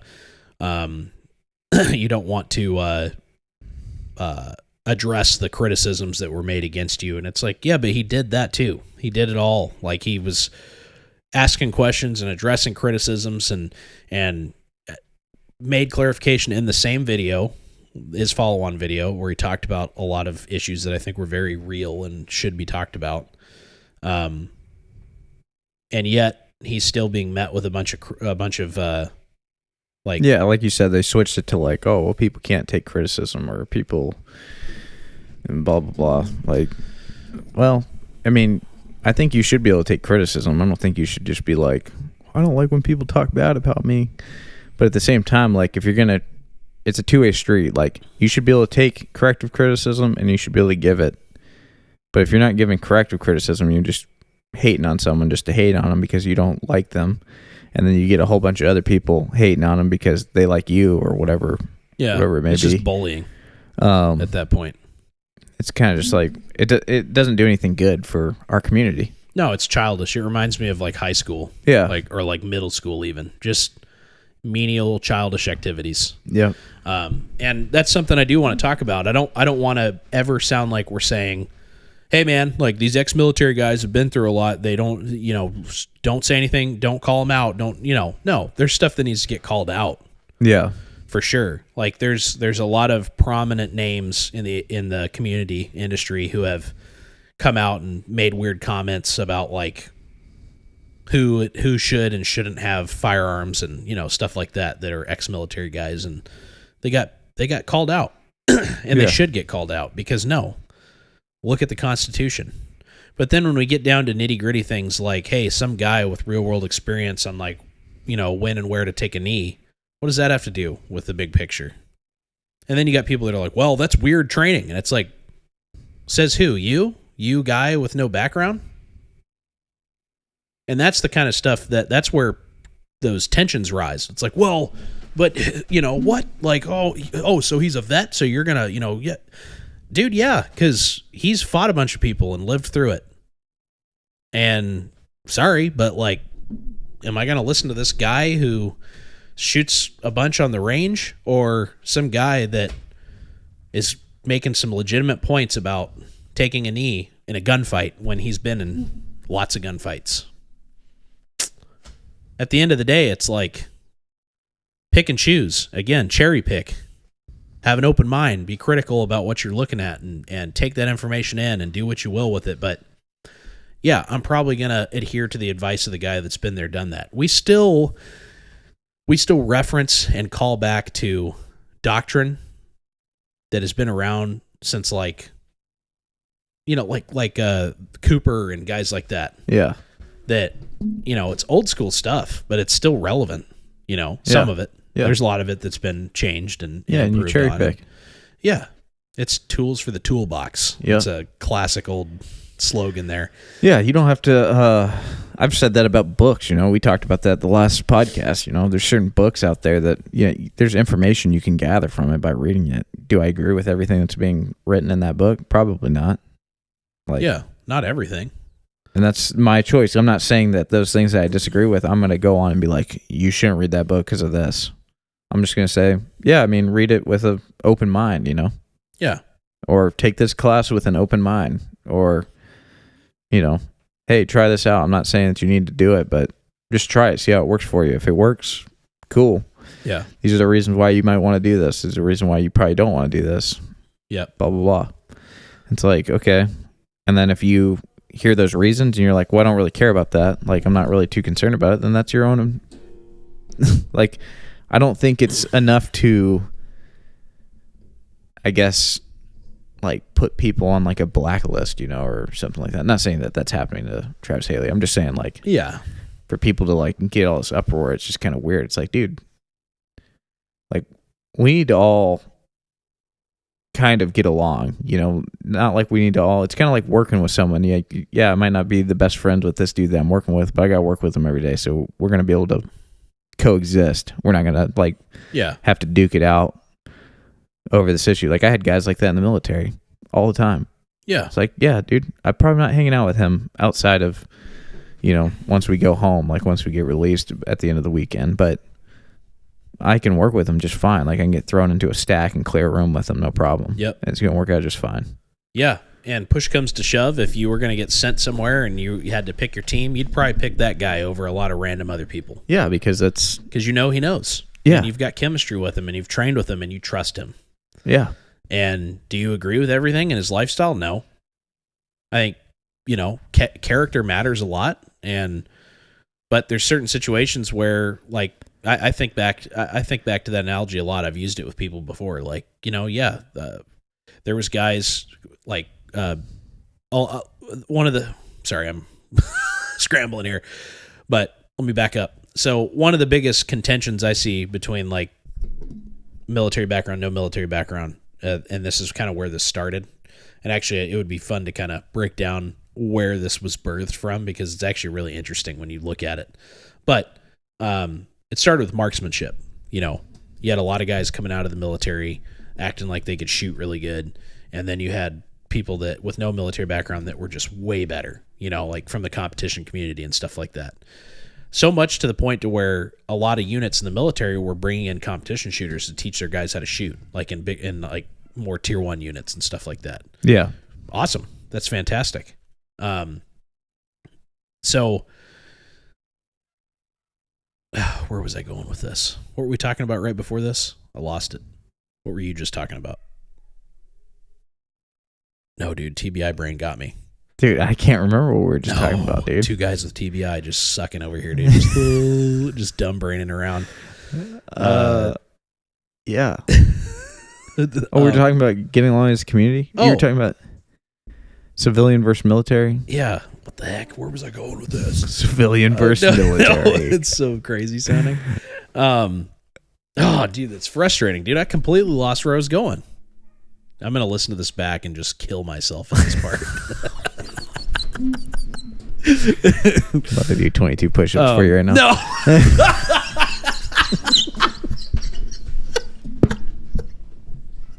I didn't mean it. I meant like beat myself up. Oh, okay. That's so messed up. Oh, okay. That's what thick skin's for, man. Yeah, 100%. Oh man, that's hilarious. Oh, that's where I was going. Okay. Oh, we got there. Holy crap. So I had a lot of people ask, like, well, yeah, but wouldn't you want to take this dude, like this guy that's a super good shooter with you? Yeah, that's what we're talking about. Yeah, overseas. I'm like, nah, man. I'd take this guy who I remember sucked at shooting. He could barely qualify marksman, but he was super good at all this other stuff. And these conversations, these people that I've talked to before, they like couldn't compute that. They were like, what? Like, but this guy shoots way, like, this is like one of the best shooters in the world. It's like, yeah, but this guy understood all the tactics and understood like what I was going to do. And he was a super good, trustworthy guy. I don't know that guy. Like, yeah, all I know about him is he's a good shooter. I don't know anything about his character. I don't know anything about his personality. I don't know. He's not going to, if I say, if I give the 3 Ds, I don't even know if he knows what that means. Yeah. This guy does. If I use a radio and call this guy, is he going to actually know how to be on the right frequency? Like, there's just so many things that he doesn't, that I don't know. Like, shooting is such a small part of the pie. It's an important part. It's a very important part. You got to be able to shoot the enemy. And that's one of those things where it starts to get kind of, I think people start to kind of build up a guard. They're like, oh, wait a second. Like, it's not my fault I don't know that stuff. And it's like, yeah, it's not. But you don't have to have a background to know that stuff. That just comes down to working with a group of people. It comes down to being willing to learn. And you got to be willing to learn from people that have been there, done that. And there's people that haven't that also are really good at that stuff, like super good at that stuff. Yeah. But the fact of the matter is, if you're learning military type stuff, you're going to be learning from military type people. That's just kind of what it boils down to. Now, let's talk about, I really want to talk about being critical and like actually vetting people and pushing for a not only just like getting along with people, because that's now what this has become. This whole issue has gone from it was kind of going back full circle here. Video got posted, people were weird about it, questions were asked, questions were answered. Some people just kind of like made inflammatory posts just to kind of get a reaction, it seemed like. And then people like started taking off with it. And then it became, oh, the context is clear. Well, as an instructor, you should be able to easily explain things and like, blah, blah, blah. And then it kind of, now what it is it's turned into the big overarching kind of point people are trying to make is, well, if you get called out for doing something wrong, you shouldn't just be like, we need to all get along as a community. Which going all the way back to the very beginning, it's like, what was done wrong? Yeah, that's what I don't know. That's the part. And this actual issue makes little to no sense in my brain. But this is why we wanted to talk about it, because it's like we have gone from something that was an opinion from somebody who has real experience and has been training for a long time. Yeah, but it was taken way out of context. That's taken way out of context. I never saw anything wrong. That's the thing. Like, and that's my opinion. And there might be people that are like, well, you should always be on this knee, or no, that knee, that's dumb. What he was talking about was dumb, or like, that was a weird. It's like, yeah, but when from my experience and from all the training that we do and from, through my lens, I'm having trouble seeing what was so wrong. And now it's been turned into this like, well, another guy in the industry that's a problem. He can't take constructive criticism. Yeah, but the constructive criticism, what is the constructive criticism? Yeah, there was none to be given because it was a video taken out of context. A lot of the videos that are trying to give constructive criticism, we saw one really good one by a really well-known person. Actually, I'm just going to say his name because it was solid. Counting Coup. Counting Coup Tactical. Yeah. Whatever. So that dude is super solid. Love his stuff. He's very just like down straight. He's like is he in with Spiritus or what is his deal? He works for Spiritus. I think he's a former SEAL. But yeah, he basically like broke down the whole kneeling debacle, made really good points. Honestly, I agreed with everything he said. Steven and I were laughing about it because we watched it together and we're like, yeah, he basically says it doesn't matter. You set up and you start shooting. Yeah. And the whole time we're like, that's what Haley was saying. You're just taken out of context, yeah. And so it was like, I couldn't tell because he was very neutral about it. He was just like, here's my thoughts on kneeling, guys. It's like, I've seen a lot going on, yeah. Yeah. But it almost seemed like he was, and he kind of made a comment of like, I've never heard that before. Yeah, because about the fallen when you get shot. But it's like, well, yeah, but that was a question. That wasn't what Travis was teaching. He was answering. Someone asked that question and said, hey, don't you want to put this knee down because if you get shot, you might fall into the gunfight? And Travis Haley was like, no, we don't think that way. We just get in the knee and we just engage the enemy. Yeah. Because we don't train to die. Otherwise we'll die. Basically saying like, yeah, we're not going to be worried about like, well, what's going to happen when I die? Like, no, we're gonna be offensive. And then Counting Coup was like, yeah, we're not worried about the more defensive mindset. We're trying to be offensive. We're trying to engage. It's like, yeah, you're both saying the same thing. You fight defense with offense, yeah. You're both saying the exact same. You both are literally delivering the same information. You're doing it in different ways. And the difference is Counting Coup made a video to reference that specific, very niche topic, whereas Travis Haley's video was excerpted out of a bigger conversation that we didn't get to see. Yeah. And now we've exploded out of that into classic, military background guy that just sucks at delivering information and, blah, blah, he's flexing that people have died and he's seen people die. And it's like, what in the world? And actually going back to that, if Travis was saying if he was actually saying, hey, let's pretend like, maybe he did, maybe we understood it differently, and then his correction video, some people are going to be like, oh, well, he's just saying it that way now to kind of patch things up. All right, we'll pretend like that's the case. What Counting Coup Tactical did, his video that he released to explain it, is the way to handle that, because you actually gave a solution at that point. Yep. I'm perfectly fine with that critique. Yeah. Awesome. If that actually, if there was people that were, confused, I guess, better yet, we'll just go with that, because that's probably more than likely what it is. Yeah. People are confused. He comes in and explains his way, and then people are like, okay, yeah, that actually makes sense. I'm going to lean more toward that, which is fine. That's solution solved. And that's capitalism, man. Yeah. You get to pick out of an industry that's full of people that are offering services, and you can, choose who to go follow and learn from. Yeah. But furthermore, you can learn from both, from multiple people. And I think you should. I think it's important to have a lot of perspective, and very different perspectives. Different guys that have different backgrounds and did different jobs and worked in different branches, and so yeah, there's going to be some variation, and that's good. That's a good thing. Obviously, us, we're Army guys, so the Army did things very different from the Navy, Yeah. But what do we have in common? Well, your ultimate goal is to, neutralize the threat, and there's different ways to do that. And so it's weird, I guess, coming back to what is the constructive, or what is the whole argument that I've been seeing about we need to weed out bad stuff, and we need to it's yeah, we do. And I think we're targeting the wrong. I don't think we're targeting that. I think we're targeting things based on popularity and ego and insecurity. I think there's a lot of that guy just pisses me off, and I'm going to jump on the bandwagon, and oh man, and I'm not just talking about Travis Haley. This has happened for a lot of different people and a lot of different reasons recently. And as this industry grows more, we need to be better about not engaging in that. Yeah, not engaging, and also getting all the information, because ultimately, and maybe without the reaction, we would have never got all the information. Yeah.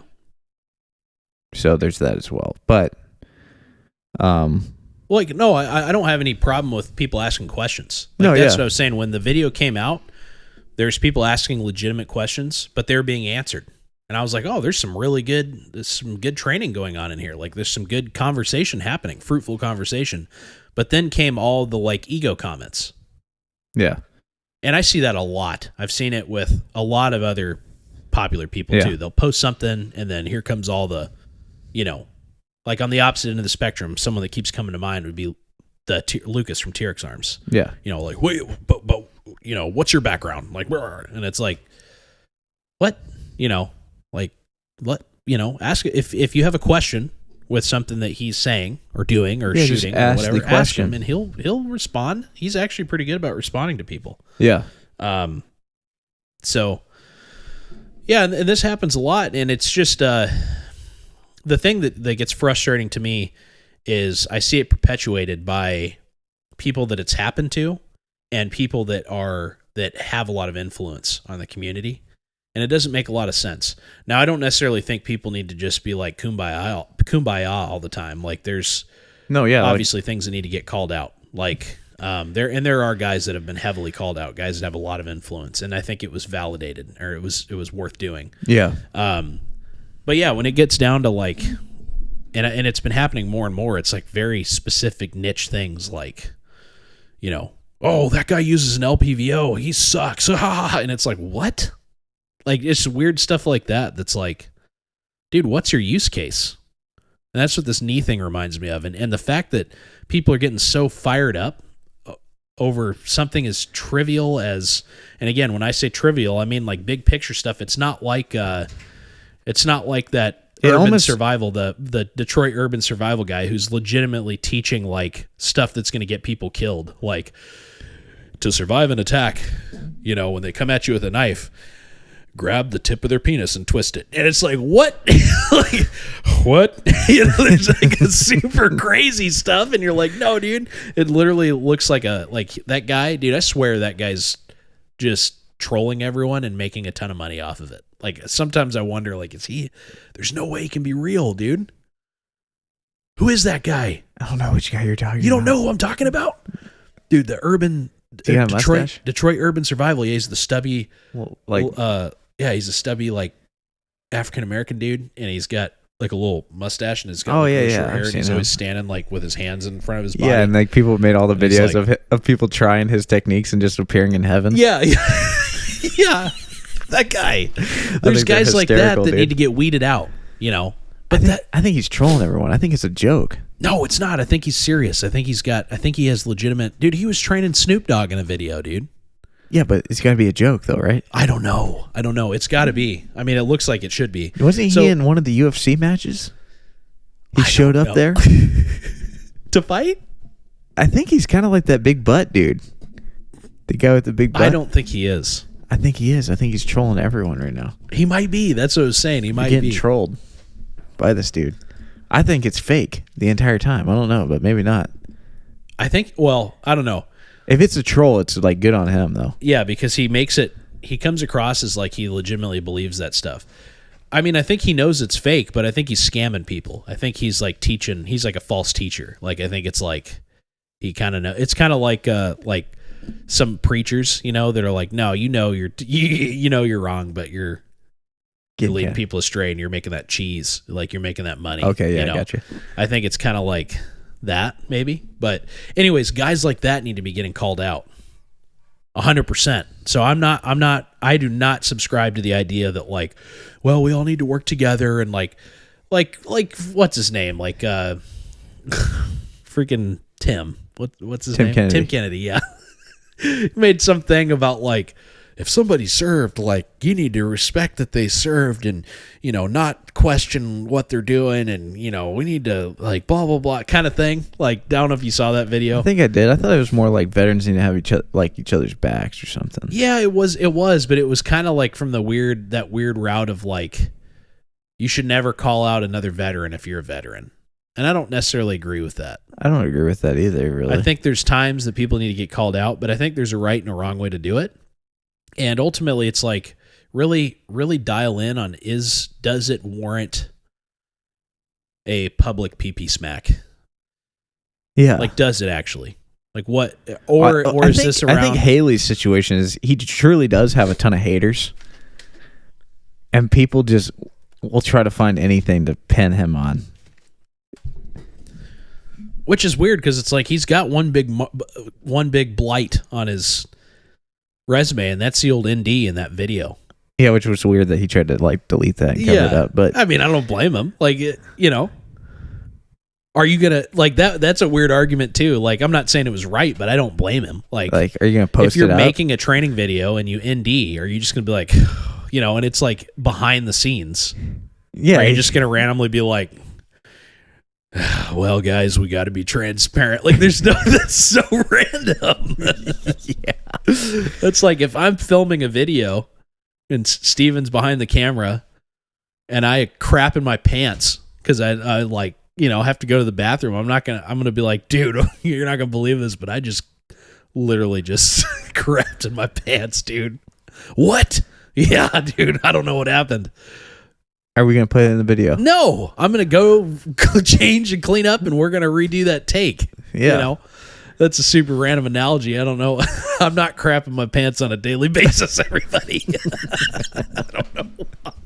I mean, that was actually a pretty good analogy, actually. But I'm just saying, like, yeah, that's a blooper. You're going to cut that. You're going to continue on. But the part that was weird was that I guess the way he handled it, I think once it came out, it got released, it got, like, posted or whatever happened. I think it was like a disgruntled ex-employee or something weird posted it, and that's a bummer. But like, yeah, there was he made mistakes in that whole series of events. Yeah. I guess my point was, if you want to find something wrong, there it is. Like, that's a pretty egregious mistake to make. Yeah. And then just kind of try to like breeze by it like it didn't happen. I mean, now I think he's very upfront about it. And people make, people, I've seen guys that have been around guns forever ND, and it's not good. I mean, there's no good excuse for NDing. That's why it's called a negligent discharge. Yeah. But yeah, you're right. There's like there's certain people that just, for some reason, they've got people hovering over them that are just like, this is it. This guy sucks, and you're just like, why? Right? How are you, and that goes to the whole issue. Like, how is that bettering the community? It's not. It's tearing it down. It's dividing it. It's creating more problems. It's perpetuating drama. And like, you see all these people too who like wear it like a badge of honor. They're like, there will be drama because things need to get called out, and like I need to, I'm going to do my best to like remove the industry from all. And it's like, what? Like I said, stuff's going to get weeded out, and the more educated we get as a community, and the more we figure out like how to do this thing together, the more the weirdos are going to get weeded out. Yeah, and honestly, like, okay, so how do we feel like it should have been handled? So if I'm also, let's say you're some big dog in the community. Okay. And I'm another big dog in the community. You get content that's posted up of you, like, let's say you're teaching about kneeling and it gets posted up, same situation. Do I go onto your social media and just write a weird comment? Or can I just private message you and be like, hey, this looks weird. What the heck's going on behind closed doors? Yeah. Well, what's the point of doing it in the open? If we know each other, then like if we've already had open lines of communication, then 100%. Yeah, no, if I actually know you, I'm calling you. Oh, I'm gonna right. be like, yeah, what the heck's going on? Oh, you're saying just purely on Instagram. What is the point of doing it in front of everyone?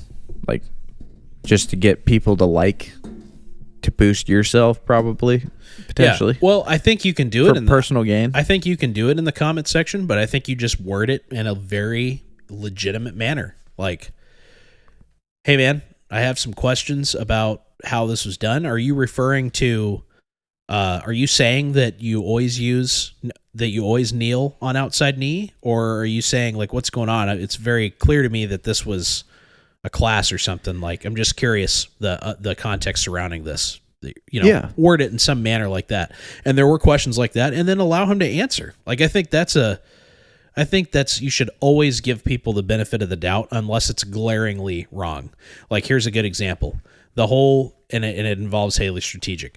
The whole, one of his instructors posting that video of like the weird draw stroke thing, and like he shot like before he was on target and all that stuff. Like, that was glaringly wrong, Yeah. And it sounds like it got corrected, and they kind of, there was I think they made some mistakes there. I think they waited way too long to like correct it, come out and do that. And I know they were trying to be like, well, the point of it was like the draw, not like where. It's like, well, yeah, but you got to still get accurate shots on target. Yeah. That whole thing was random, So again, and we didn't start this podcast to come to Travis Haley's defense. Like we said, there's a lot of things he's it's just the most recent issue. Yeah. It just got us to the point where we're like, all right, this is annoying. This stuff has been going on with a bunch of people, like all kinds of people in the industry. So yeah, I mean, there's, and I think there was, there was legitimate questions that got brought up with that. And if it's glaringly wrong like that, then that needs to be called out. Like, hey, no, that's random. Like, dude, what in the world? Like, that shot did not go on target. Like, we're in this industry. We've all been shooting for a long time. We know that shot was low and not, maybe you hit the bottom of the target or whatever. We can't even see your target. There's like, there's things that should get called out. Like, if you see, it reminds me of that 10th Mountain video. Those guys from 10th Mountain released that CQB video, and they looked like crap. Yeah. They were going through and flagging each other and just bumbling around, and tons of people got in the comments on that 10th Mountain Instagram page or whatever, which is 10th Mountain's a U.S. Army unit, an actual unit. Yeah. And guys were like, oh man, that CQB's trash. Like, what's going on? Like, this guy should have done that. What's the second man doing? Like, oh, so people started like breaking it down because it was glaringly obvious that it was wrong. Yeah. And it's actually kind of cool what they did. They ended up like going back and retraining, and the first sergeant made that super hua video. Dude.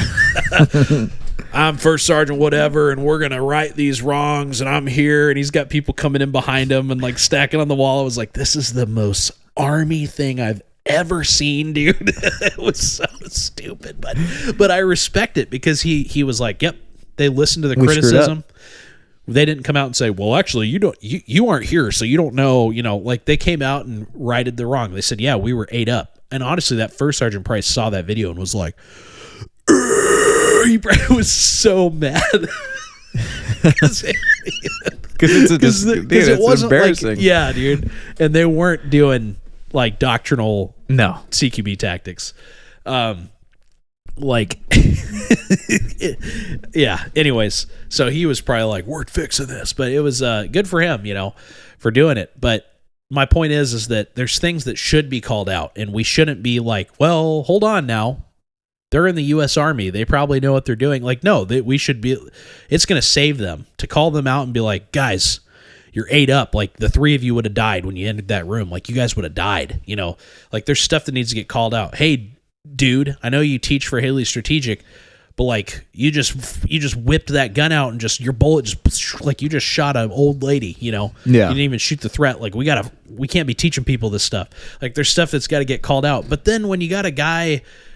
And this has happened a lot. And again, we're just sticking to this issue because it just happened. But if you have a video that's like a technique that you can or can't use, it's not like an end all be all. And it's like based around, it has legitimate thought behind it. Yeah. Dude, what are we doing freaking out about that? So an issue like that, to answer your question in super Jacob style long form, is... yeah, I would maybe just ask, like, hey, can you clarify this a little bit more? I'm a little confused. Obviously, you're answering a question in this video maybe out of context, but I'm legitimately curious. What are you trying to teach here? And his explanation makes sense. If you go through the comments and read a lot of his explanations, it makes a lot of sense. And then in his follow-up video, it made sense. Do I necessarily agree with it? Sure. I mean, I don't know. It's the whole... I think it's just conflated into something bigger than it really needs to be, because ultimately at the end of the day, like Counting Coup said, and like we talked about with our personal training at the beginning in the military, you take a knee and you shoot the enemy. Like that's what you're trying to do. Yeah. You're taking a knee to stay in cover and you're engaging the threat. Yeah. And that's at the end of the day what you need to do. Where I'm not thinking about like, well, hold on now, if this leg's out here and it gets shot, I'm going to fall over and just die or whatever. Because, dude, I mean, old T. Hay was right. Like, people get shot and do weird stuff. A lot of times people get shot and keep going. That's what surprised me. Watching people take bullets and keep doing their thing. I was like, what? Yeah. Like a lot of bullets too. People are just like, ugh, like you can see that they're hit and they just keep smashing around. There's other people who just like lights out. Yeah. Done. It's you don't know, because bullets are, you're throwing little tiny pieces of lead from long distances away, and then it's hitting wherever it hits. If you get hit in the brainstem, you're done, son. If you get hit in the leg or the stomach or whatever, you might not be done. You're going to be hurting. You're probably going to die eventually, but depending on what's going on. But also, a lot of guys get shot and carry those bullets and live and like nothing happened. Yeah. It's unpredictable. You never know. So yeah, you can't game getting shot. And the whole point is like, we just don't want to get shot. We want to shoot the enemy. Yeah. The best way to not get shot is to engage the person who's doing the shooting. Yep.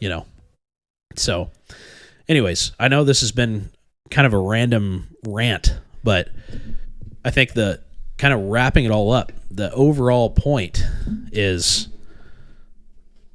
let's be more open-minded in general, and don't get so hung up on one side, being on a side. It's like we do need to be in this together. All the stuff about yeah, talking about community, like all the weird negative reaction to Travis Haley coming out in the video and saying a lot of things that I believe are very true.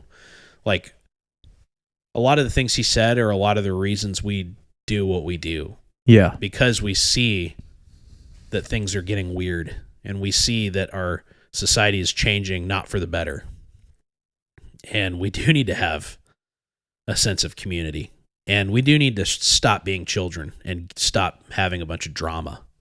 And it's weird that people are like, no, there's going to be drama. Like, nope, too bad. Like that's, deal with it. It's like, no, actually, no, we need to stop acting like we're in middle school. Yeah. And I don't know. And I don't know if it's just, it might just be an immaturity thing. And I don't want to like boil it down to that. And I'm not trying to hurt anybody's feelings, but like we're all adults, like toughen up a little bit. It kind of goes back to the, like, if you're able to sit there and be like, no, there's going to be drama. We're going to do, it's like, okay, well then you can have somebody say, you can listen to the other side of it and be like, okay, how about you work hard to do something that's going to make a difference? And how about you step forward and teach and train and put your best foot forward and always try to be the best person you can be and not waste time with like getting so dialed in on like weird, what is ultimately just internet trolling. Yeah. And I don't want to dial everything down to that because I think there's good intentions behind what a lot of people are doing. But if it's not actually going to make a difference, especially over something that's as simple as like an excerpt from a class of a guy answering a question about how to kneel around an obstacle, it's like, that's what this all came from, which is super random. I mean, do you know how many classes I've been in where a guy said something and I was like, random, I don't know if I agree with that, but cool. Yeah. That's just what happens in classes. And not every instructor has the perfect answer for everything. And that doesn't mean that they need to be call them out so they don't do, because again, I actually do agree with what he was trying to say, coming back full circle. But, I mean, we teach tourniquets high and tight when we teach our trauma training. High and tight on an extremity. If you have an arterial bleed on an extremity, tourniquet high and tight, boom, automatic. Some people don't agree with that. Some people are like, what? 2 to 3 inches above the wound? Are you crazy? Like, oh. It's like, you know what? It's simple. It's easy to understand. It makes sense. It's worked for a long time now. There's a lot of data that proves that it's good. Medical industry's changed a lot. And then I've still, when I have to go do my medical research and because we have certifications to teach medical classes, we have to go learn from some guy that's authorized to recert.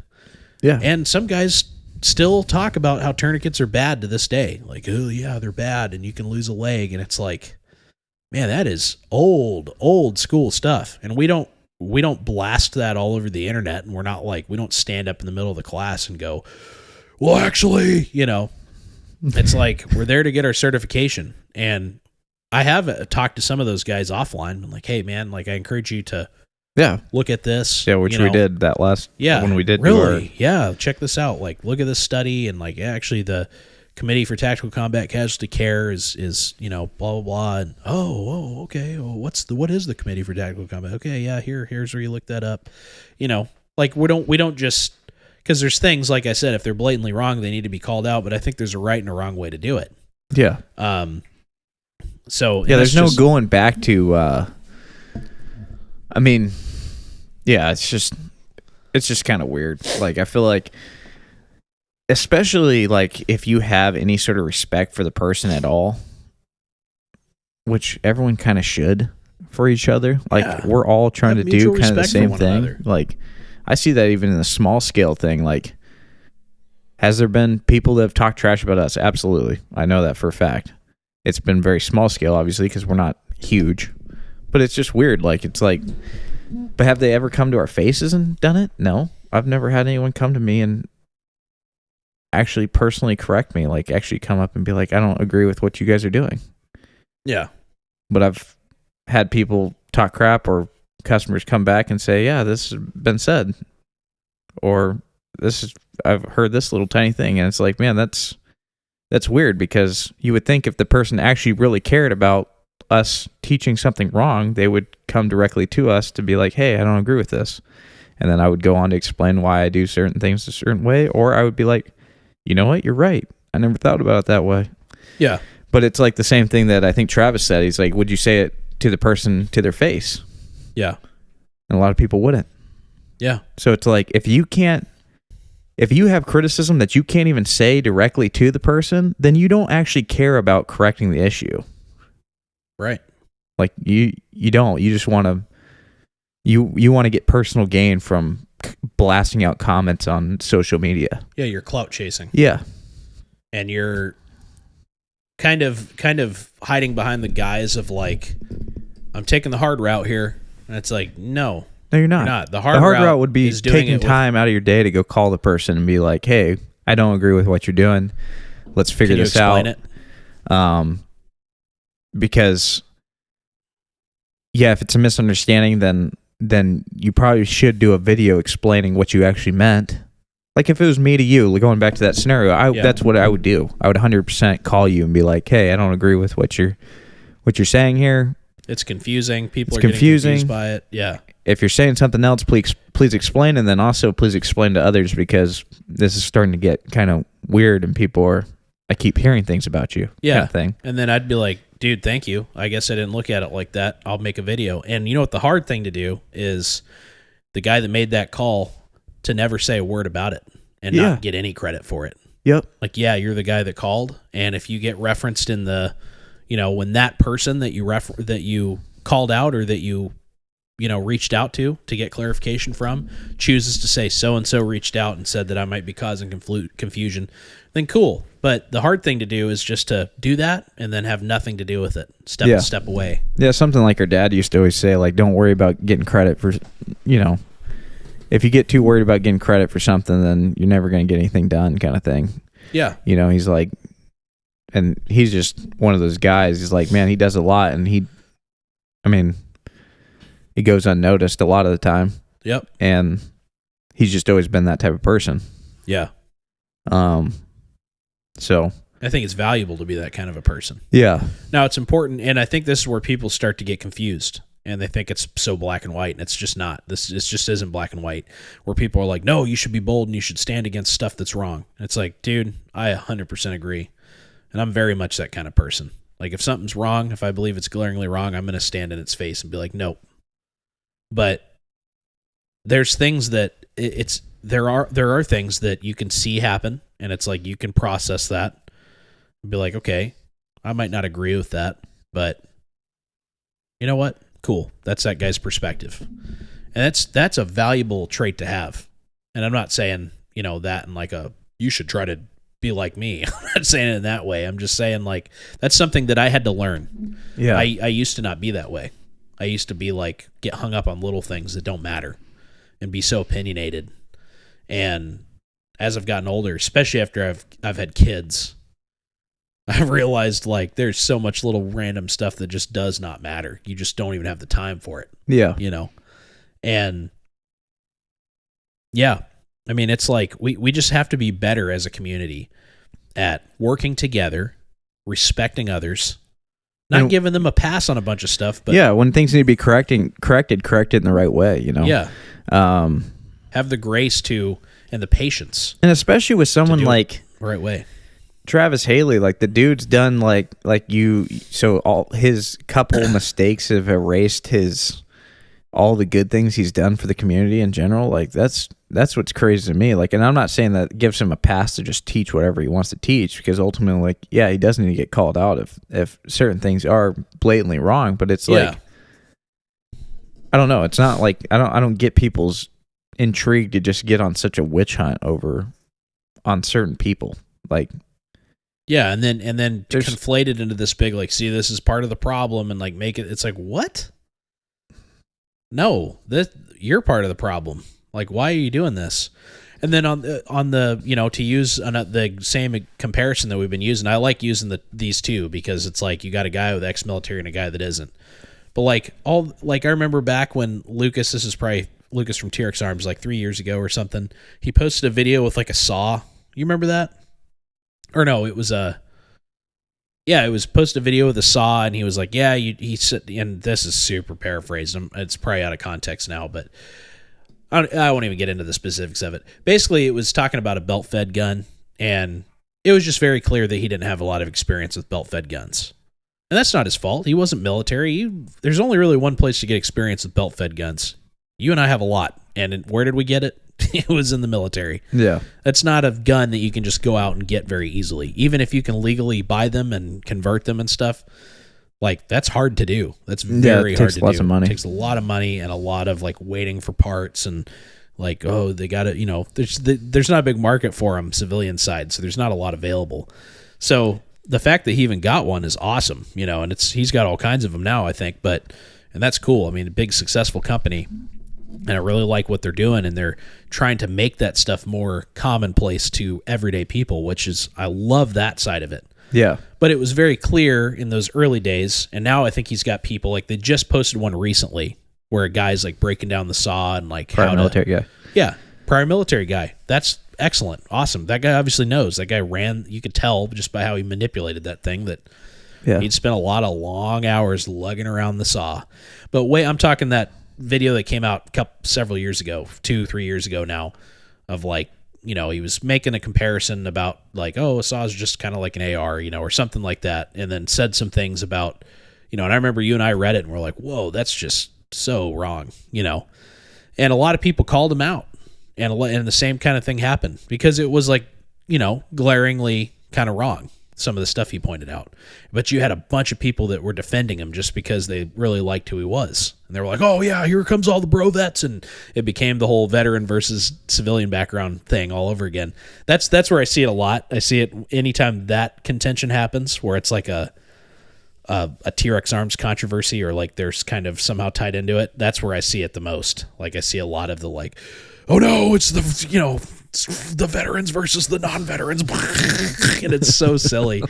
But he took that, from what I can tell, he took that criticism correctly, and he learned from it, and he moved on, and that's someone who's had to do that a lot in the industry, and kudos to him for being able to do that, and you have to be able to do that. But there's other things he's done that I don't think were blatantly wrong, but people still freak out about. People are still like, well, like, I remember they did some kind of movement drill with radios. Remember that one a while back? And people were like, you would have died, blah, blah, blah. And it's like, no, they were just isolating moving and shooting while using radios. Like, they weren't trying to do a realistic thing. They were trying to just isolate that skill, and that's a good thing to do sometimes. Yeah. And it wasn't like a training video, like, do this. They were just posted a video, again, I think, to get people thinking, like, get common everyday people being like, oh, they have big influence, and a lot of their audiences, people that didn't serve in the military, which is a good thing. I think it's an excellent thing. Yeah. And they're influencing that side a lot. A lot of people looking at that like, whoa, moving and shooting radios. Whoa. Okay. Getting people thinking. And I think their motto is like inspire. You remember what it is? I don't remember what it is. It's nope. I don't know why you're trying to go motto. But yeah, but they always say it's like inspire. Motto. Yeah, I know. Thinkers before shooters is highly strategic. All right. It's like inspire something. I can name ours. It's got inspire. Yeah. Reinforcing responsibility. Ours is the best one in the industry. No, I'm just kidding. I say that from an unbiased perspective. No. I'm clearly biased for our company. Well, yeah. I mean, that's the only reason we show up every day. It would be random. Yeah, exactly. Yeah. I'd go work for somebody else. Anyways, so but they talk about inspiring a lot, and I really think they've done that. And so just like what you said, have they made mistakes? Has he made mistakes along the way? Yeah, he absolutely Everyone has. Anyone that's in is much like, you're easily scrutinized when you have that much, the spotlight like, yeah, is on you. Yeah. Yeah. For sure. But yeah, it doesn't negate all the positive stuff that they've done. Not for at the all, dude. They have been like so influential over the last, like, I don't know what, he's been big since like 2000 2013, 2014, somewhere in there. You know what I think needs to be done a lot more, and I've seen it get a little better, and then things like this happen, and I start to wonder again. Makes me start to wonder. No, I think highlighting positive things. So here's an example. We've got our little Instagram page. We're on there, being tiny, doing our just with our little humble following that we have. Big thanks to you if you follow us. We appreciate it. Shadow band and all, we're out there doing our thing. I think we got out of the shadow ban though recently. I don't know either. I need to look. I just noticed that people can tag us again. People have been tagging us, and I'm like, oh, interesting, because for the longest time we couldn't get tagged. Anyways, we'll make our little post. We've been doing the educational graphics. That's going to be kind of our lane. I think we kind of found our little thing that we do, and it's cool. And I just out of nowhere got kind of decent at making little like weird graphs on the computer and little like, dude, I do the weirdest stuff. And the ways I do it, I get asked all the time, how are you making those? And I'm just like, dude, a myriad of weird programs. Dude. The weirdest way. Like there's probably a way more efficient way to do it, but it's working out. So I'm going to do what I know.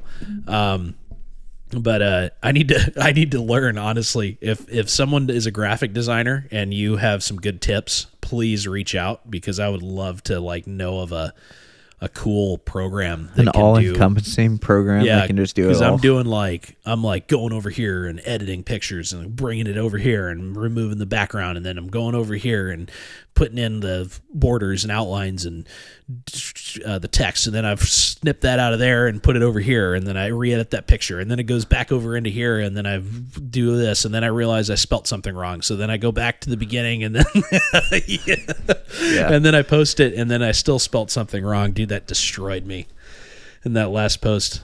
Anyways, so we're here with our little humble Instagram doing our thing, and a big shout out to someone who I think has really got this dialed in. The perspective of being very positive and really pushing for progression and education, and constantly doing their part to help. And that's Redbeard Tactical. Yeah. And that guy, he shares our stuff all the time. Like we'll post something, obviously he doesn't share all our stuff. I think it's stuff that he thinks well done and that he agrees with. He'll share it. He doesn't have to do that. We don't know him. Like we talk, we've DM back and forth about stuff. I've asked him some questions. He's asked us some questions. But dude, so cool that he's done that. Yeah. He'll look at that and be like, cool. Like I said, I'm sure there's things that we do or say that he doesn't necessarily agree with. But he's not spotlighting that. He's taking the things that he thinks are solid and he shares them. And that's what we try to do for people too. We're way smaller, so obviously it means less in the grand scheme of exposure. We think it still means a lot because we only want to share things that we want to be exposed to who we influence or to who follow us, I guess. Yeah. So we don't just willy-nilly share stuff around. It's stuff that we think is good, solid stuff. Yeah. Worth sharing. But yeah, that's, and he does that with a bunch of people. And I've found a lot of really solid people out there through him in the space through Redbeard Tactical. And he is always posting proactive training videos. He's got his little stories that he does on gear. He'll talk about boots and backpacks and it's just always progressing towards proactive teaching and sharing knowledge and knowledge transfer. And he's, he teams up with this person and that person. And he's one of many. There's a lot of people out there that are the same way. He's someone that's just kind of in the forefront of my mind because he's gotten really big really fast. And I've rarely seen him be negative. I don't think I've ever seen him share this guy sucks or do anything like that really. No. Maybe he has, but I've never seen it. And I see it from a lot of other people.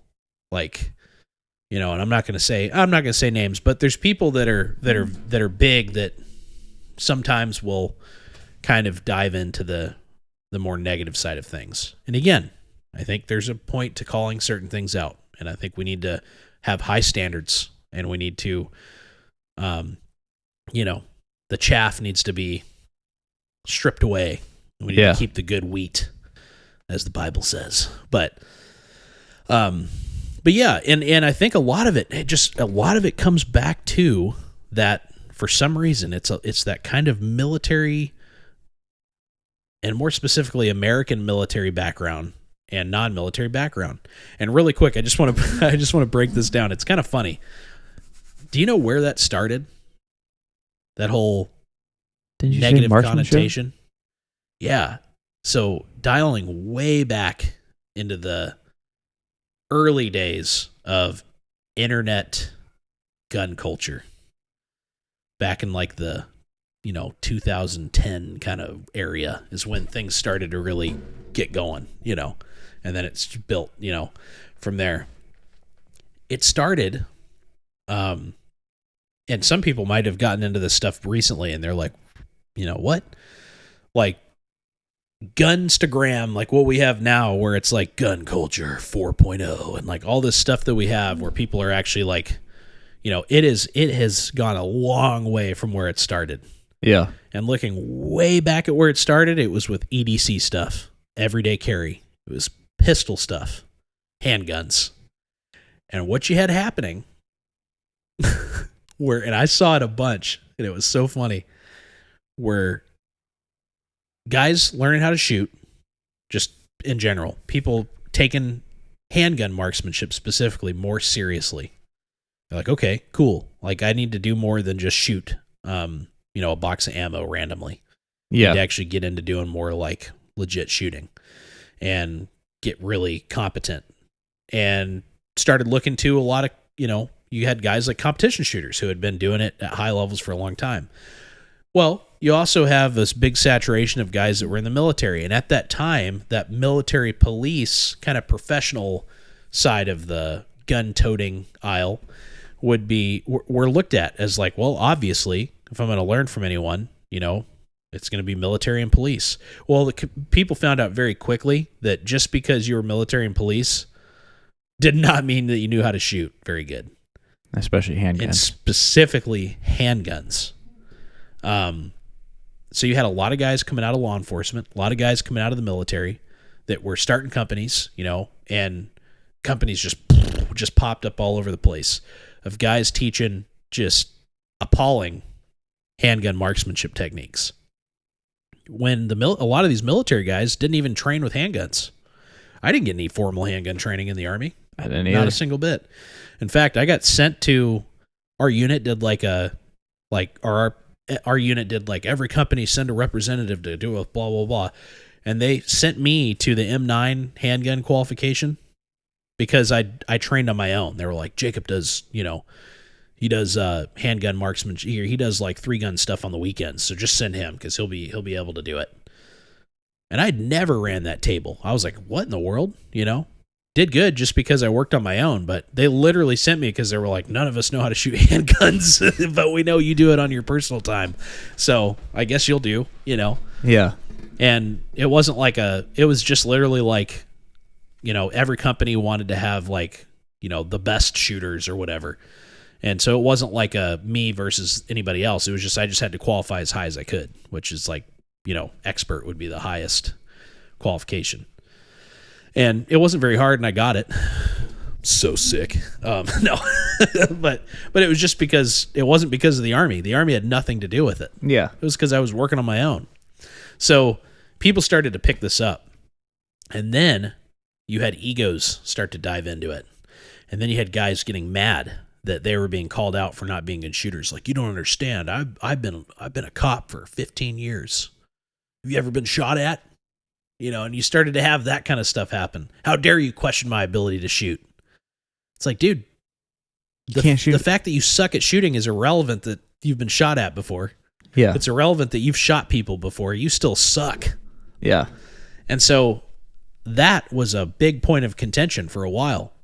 and it was really based around handguns and EDC, which this community was really started there. People weren't really caring as much about carbines and rifleman stuff.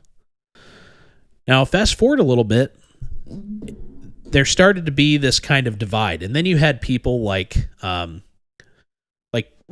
you had people starting companies like Lucas, for example, who had no background but were starting to make holsters, and this was happening in a lot of places. He was probably the most prominent, I would say, who started to show that anybody can be a good shooter.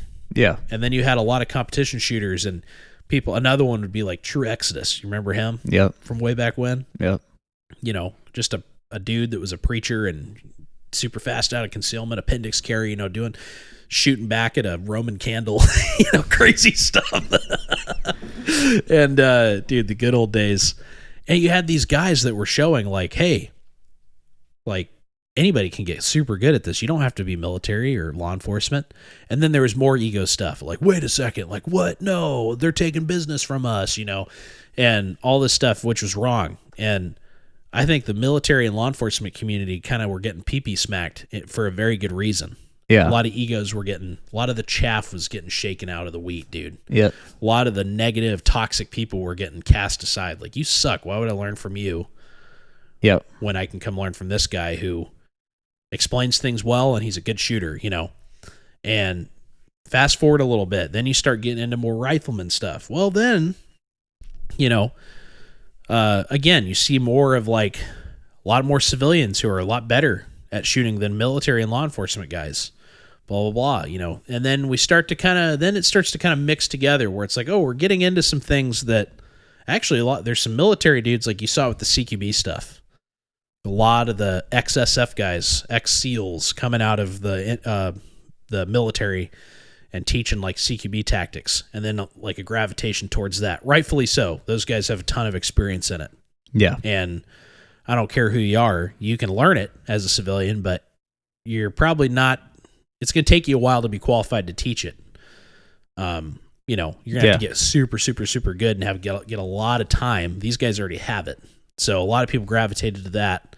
And then it kind of started to be this like weird, like, see, there's things that blah, blah, blah. And like, yeah, see, this guy doesn't know, he's teaching weird stuff over here. And, you should be learning from military guys. And then that's always kind of been a back and forth. And then, but more and more what I started to see was a good blending where you had overlapping, where you had guys that were companies that were hiring instructors from multiple ways of life. You had companies that were working with other companies that, had experience here or there or didn't or do have military experience. I think that's good.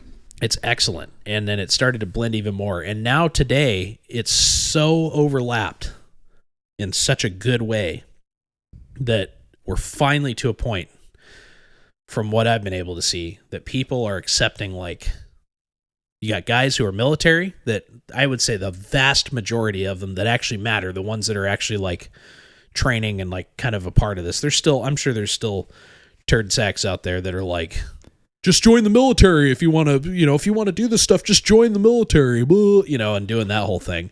But I'd say the vast majority of the people who are actually like pushing for progression in this area are very accepting of all walks of life. They're like, yep, you want to learn? Come on in. I'll show you what I know. And like, hey, I'm trying to learn too. Like, sweet. Oh, that's a great question. I never thought of that. Boom, And then I think there's a lot of people with no military background who are seeing like, oh, dude, we can have, like, there's a lot of overlap here. Like, everyone's learning this. The true meaning of the Second Amendment is being fully understood. It's not just about like, yep, you have the right to defend yourself. No, you have the right to overthrow your tyrannical government. Like, that's why that's there. You have a right to bear arms. You look at arms, the actual what that meant in the time. It literally, you dig into what that connotation was in the time it was written. It means like implements of war, cannons, like what you need for battle. Yeah. So the right to keep and bear arms means the right to keep and bear. Those are acts of discipline and skill. Keep Like when you keep something, you're maintaining it. You're staying disciplined at it. Like you look back at what that connotation was, and it was very much like you are, you're a part of the discipline that protects your community. Yeah. Ultimately, this country protects this Constitution. And then the whole militia part that people love to just, even like people like the NRA. The NRA is they're just so obsessed with political correctness. You got people like the NRA who are constantly like, oh, and they leave the whole part about a well coordinated militia out. Yeah. In the Second Amendment, like, no, that part's super important. Again, looking back at the Minutemen. So yeah, I think we need to let go of and progress past like weird defenses we put up over things that don't matter, which are people's pasts. It's like, dude, let's utilize people's past. Let's utilize people's experience. Yeah. I want to know what you know, and I hope you want to know what I know. Because you live here and we're working together. So like, let's work together. Yeah. And yeah, that doesn't mean if you say we should be better as a community and we should be better at working together, that doesn't mean that you're saying we should never call anybody out. That's a weird No, absolute. Because that in a way is bettering community. Yeah. As long as, like I said, corrective, as long as there's corrective criticism, that's the way to do it. If you don't have a way to correct what you have an issue with, then just leave it for someone else to correct. Because you just going in there and going on rants makes no sense. Like, it's not.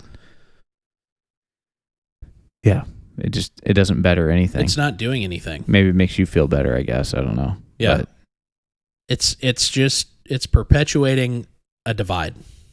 Yeah, for no reason. Like, what's the end game? Like, if it's blatantly wrong, call it out. Things that are blatantly wrong need to be corrected. If it's confusing, ask for clarity. If it's lacking context, research what the context is. Context matters a lot. Yeah. Context is super important in general. Not in this. I mean, in anything. Like, do you know how many times the Bible is taken out of context? Oh, all the time. The Bible is the best book that's ever been written. And it's the oldest book that's ever been written. And it's been around for a long time. And people take it out of context all the time. And context matters greatly, especially when it comes to things of great importance. Yeah. And it is worth your time to get into the context of something. And it's much harder. It's a lot easier to see what you see. To just smack something down without doing the research on it. Yeah. But that's not being good stewards, and that's not being good learners, and it's not being mature.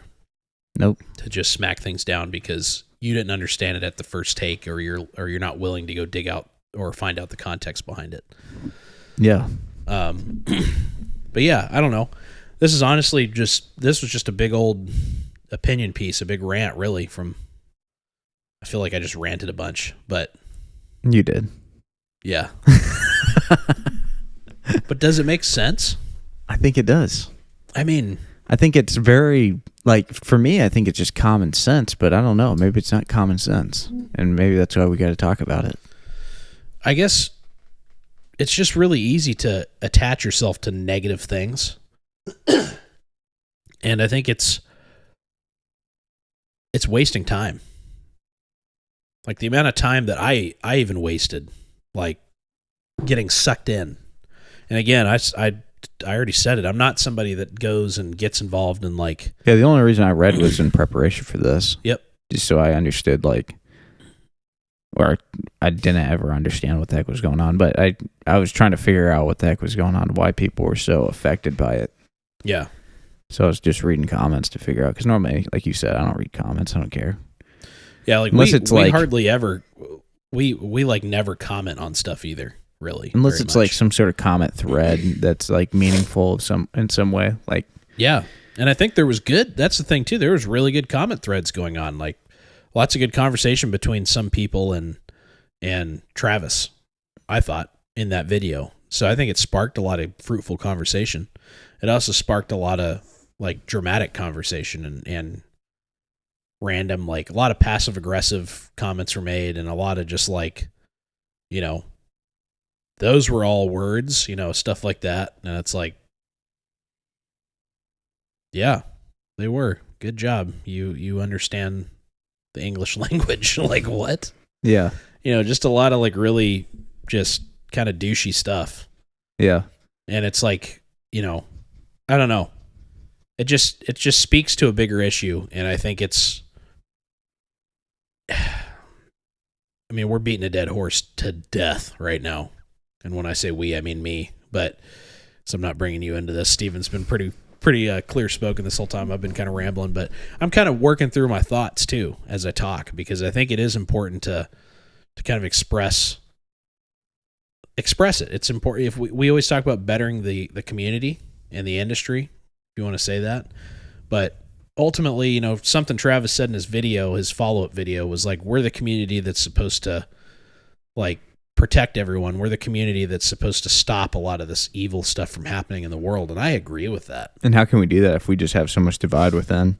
Yeah. It's kind of hard to do that when we're focusing on like, you know, stupid stuff, just stuff that is just a, you know, a tool for the toolbox. Like that's such a, like, choosing what knee to go down with. It's like, yeah, understand pros and cons and do what works for you. It's like that's basically what that video was saying. And it turned into this, like, this is the problem with the industry and big words that no one can understand and you know, and not being willing to be called out. And it's like, what? Yeah. So, yeah, I don't know. We'd love to hear your thoughts on it. We do appreciate, you know, feel free to reach out, by the way, on stuff, guys. We've been getting it a lot more. We've had a lot of people reach out on Instagram. Instagram's probably the best place to do it. Cause it's just clean there. It gets to us fast. Both Steven and I can see it. Well, we can see it through email too, but less likely. Dude, I am swimming through emails constantly. So just know that there's a lot of email stuff going on.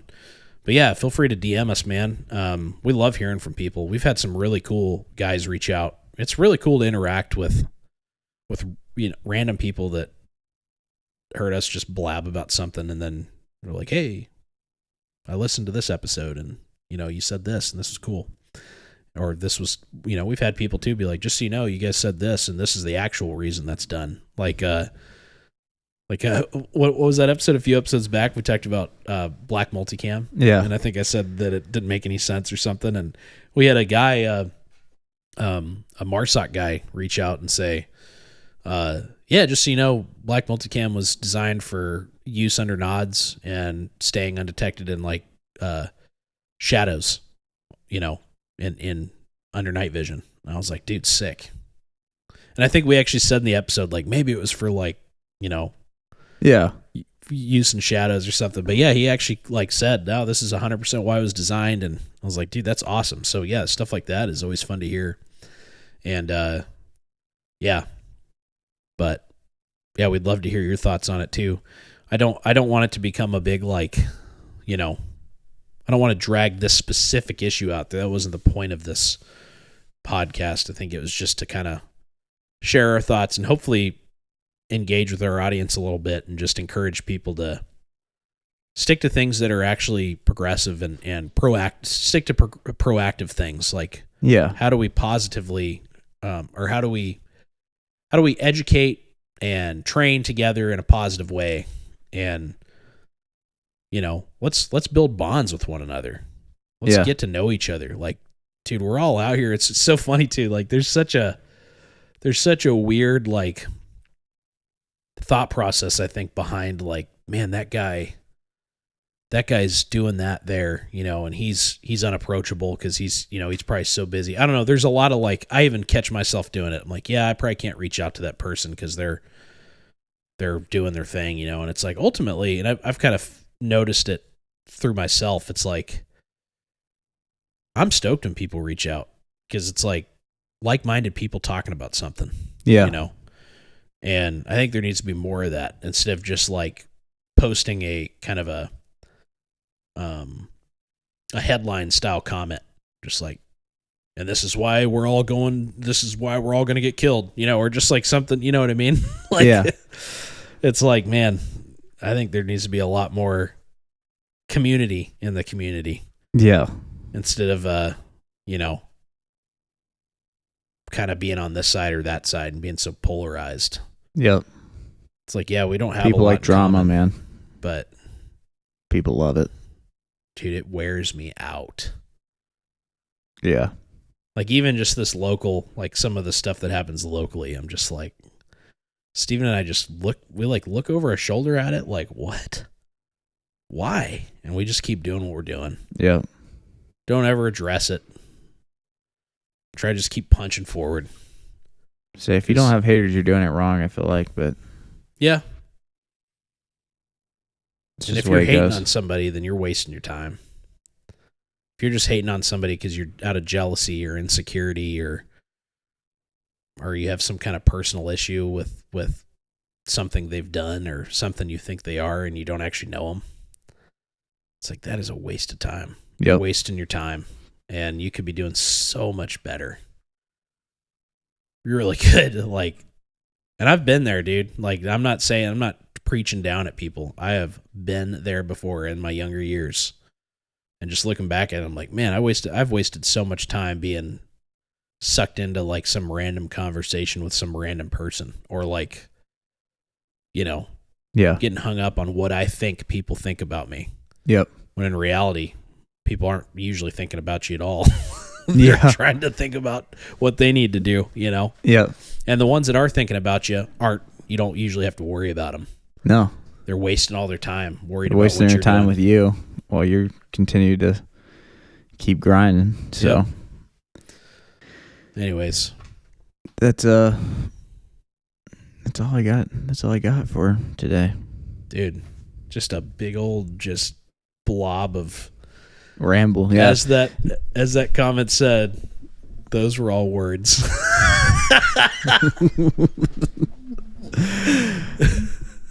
What were you gonna say? I don't know. It just distracted me somehow or another. No. But I guess that's it, man. Well, thanks for tuning in. This is a kind of a unique episode. We'll make sure that we actually talk about something that's productive next time.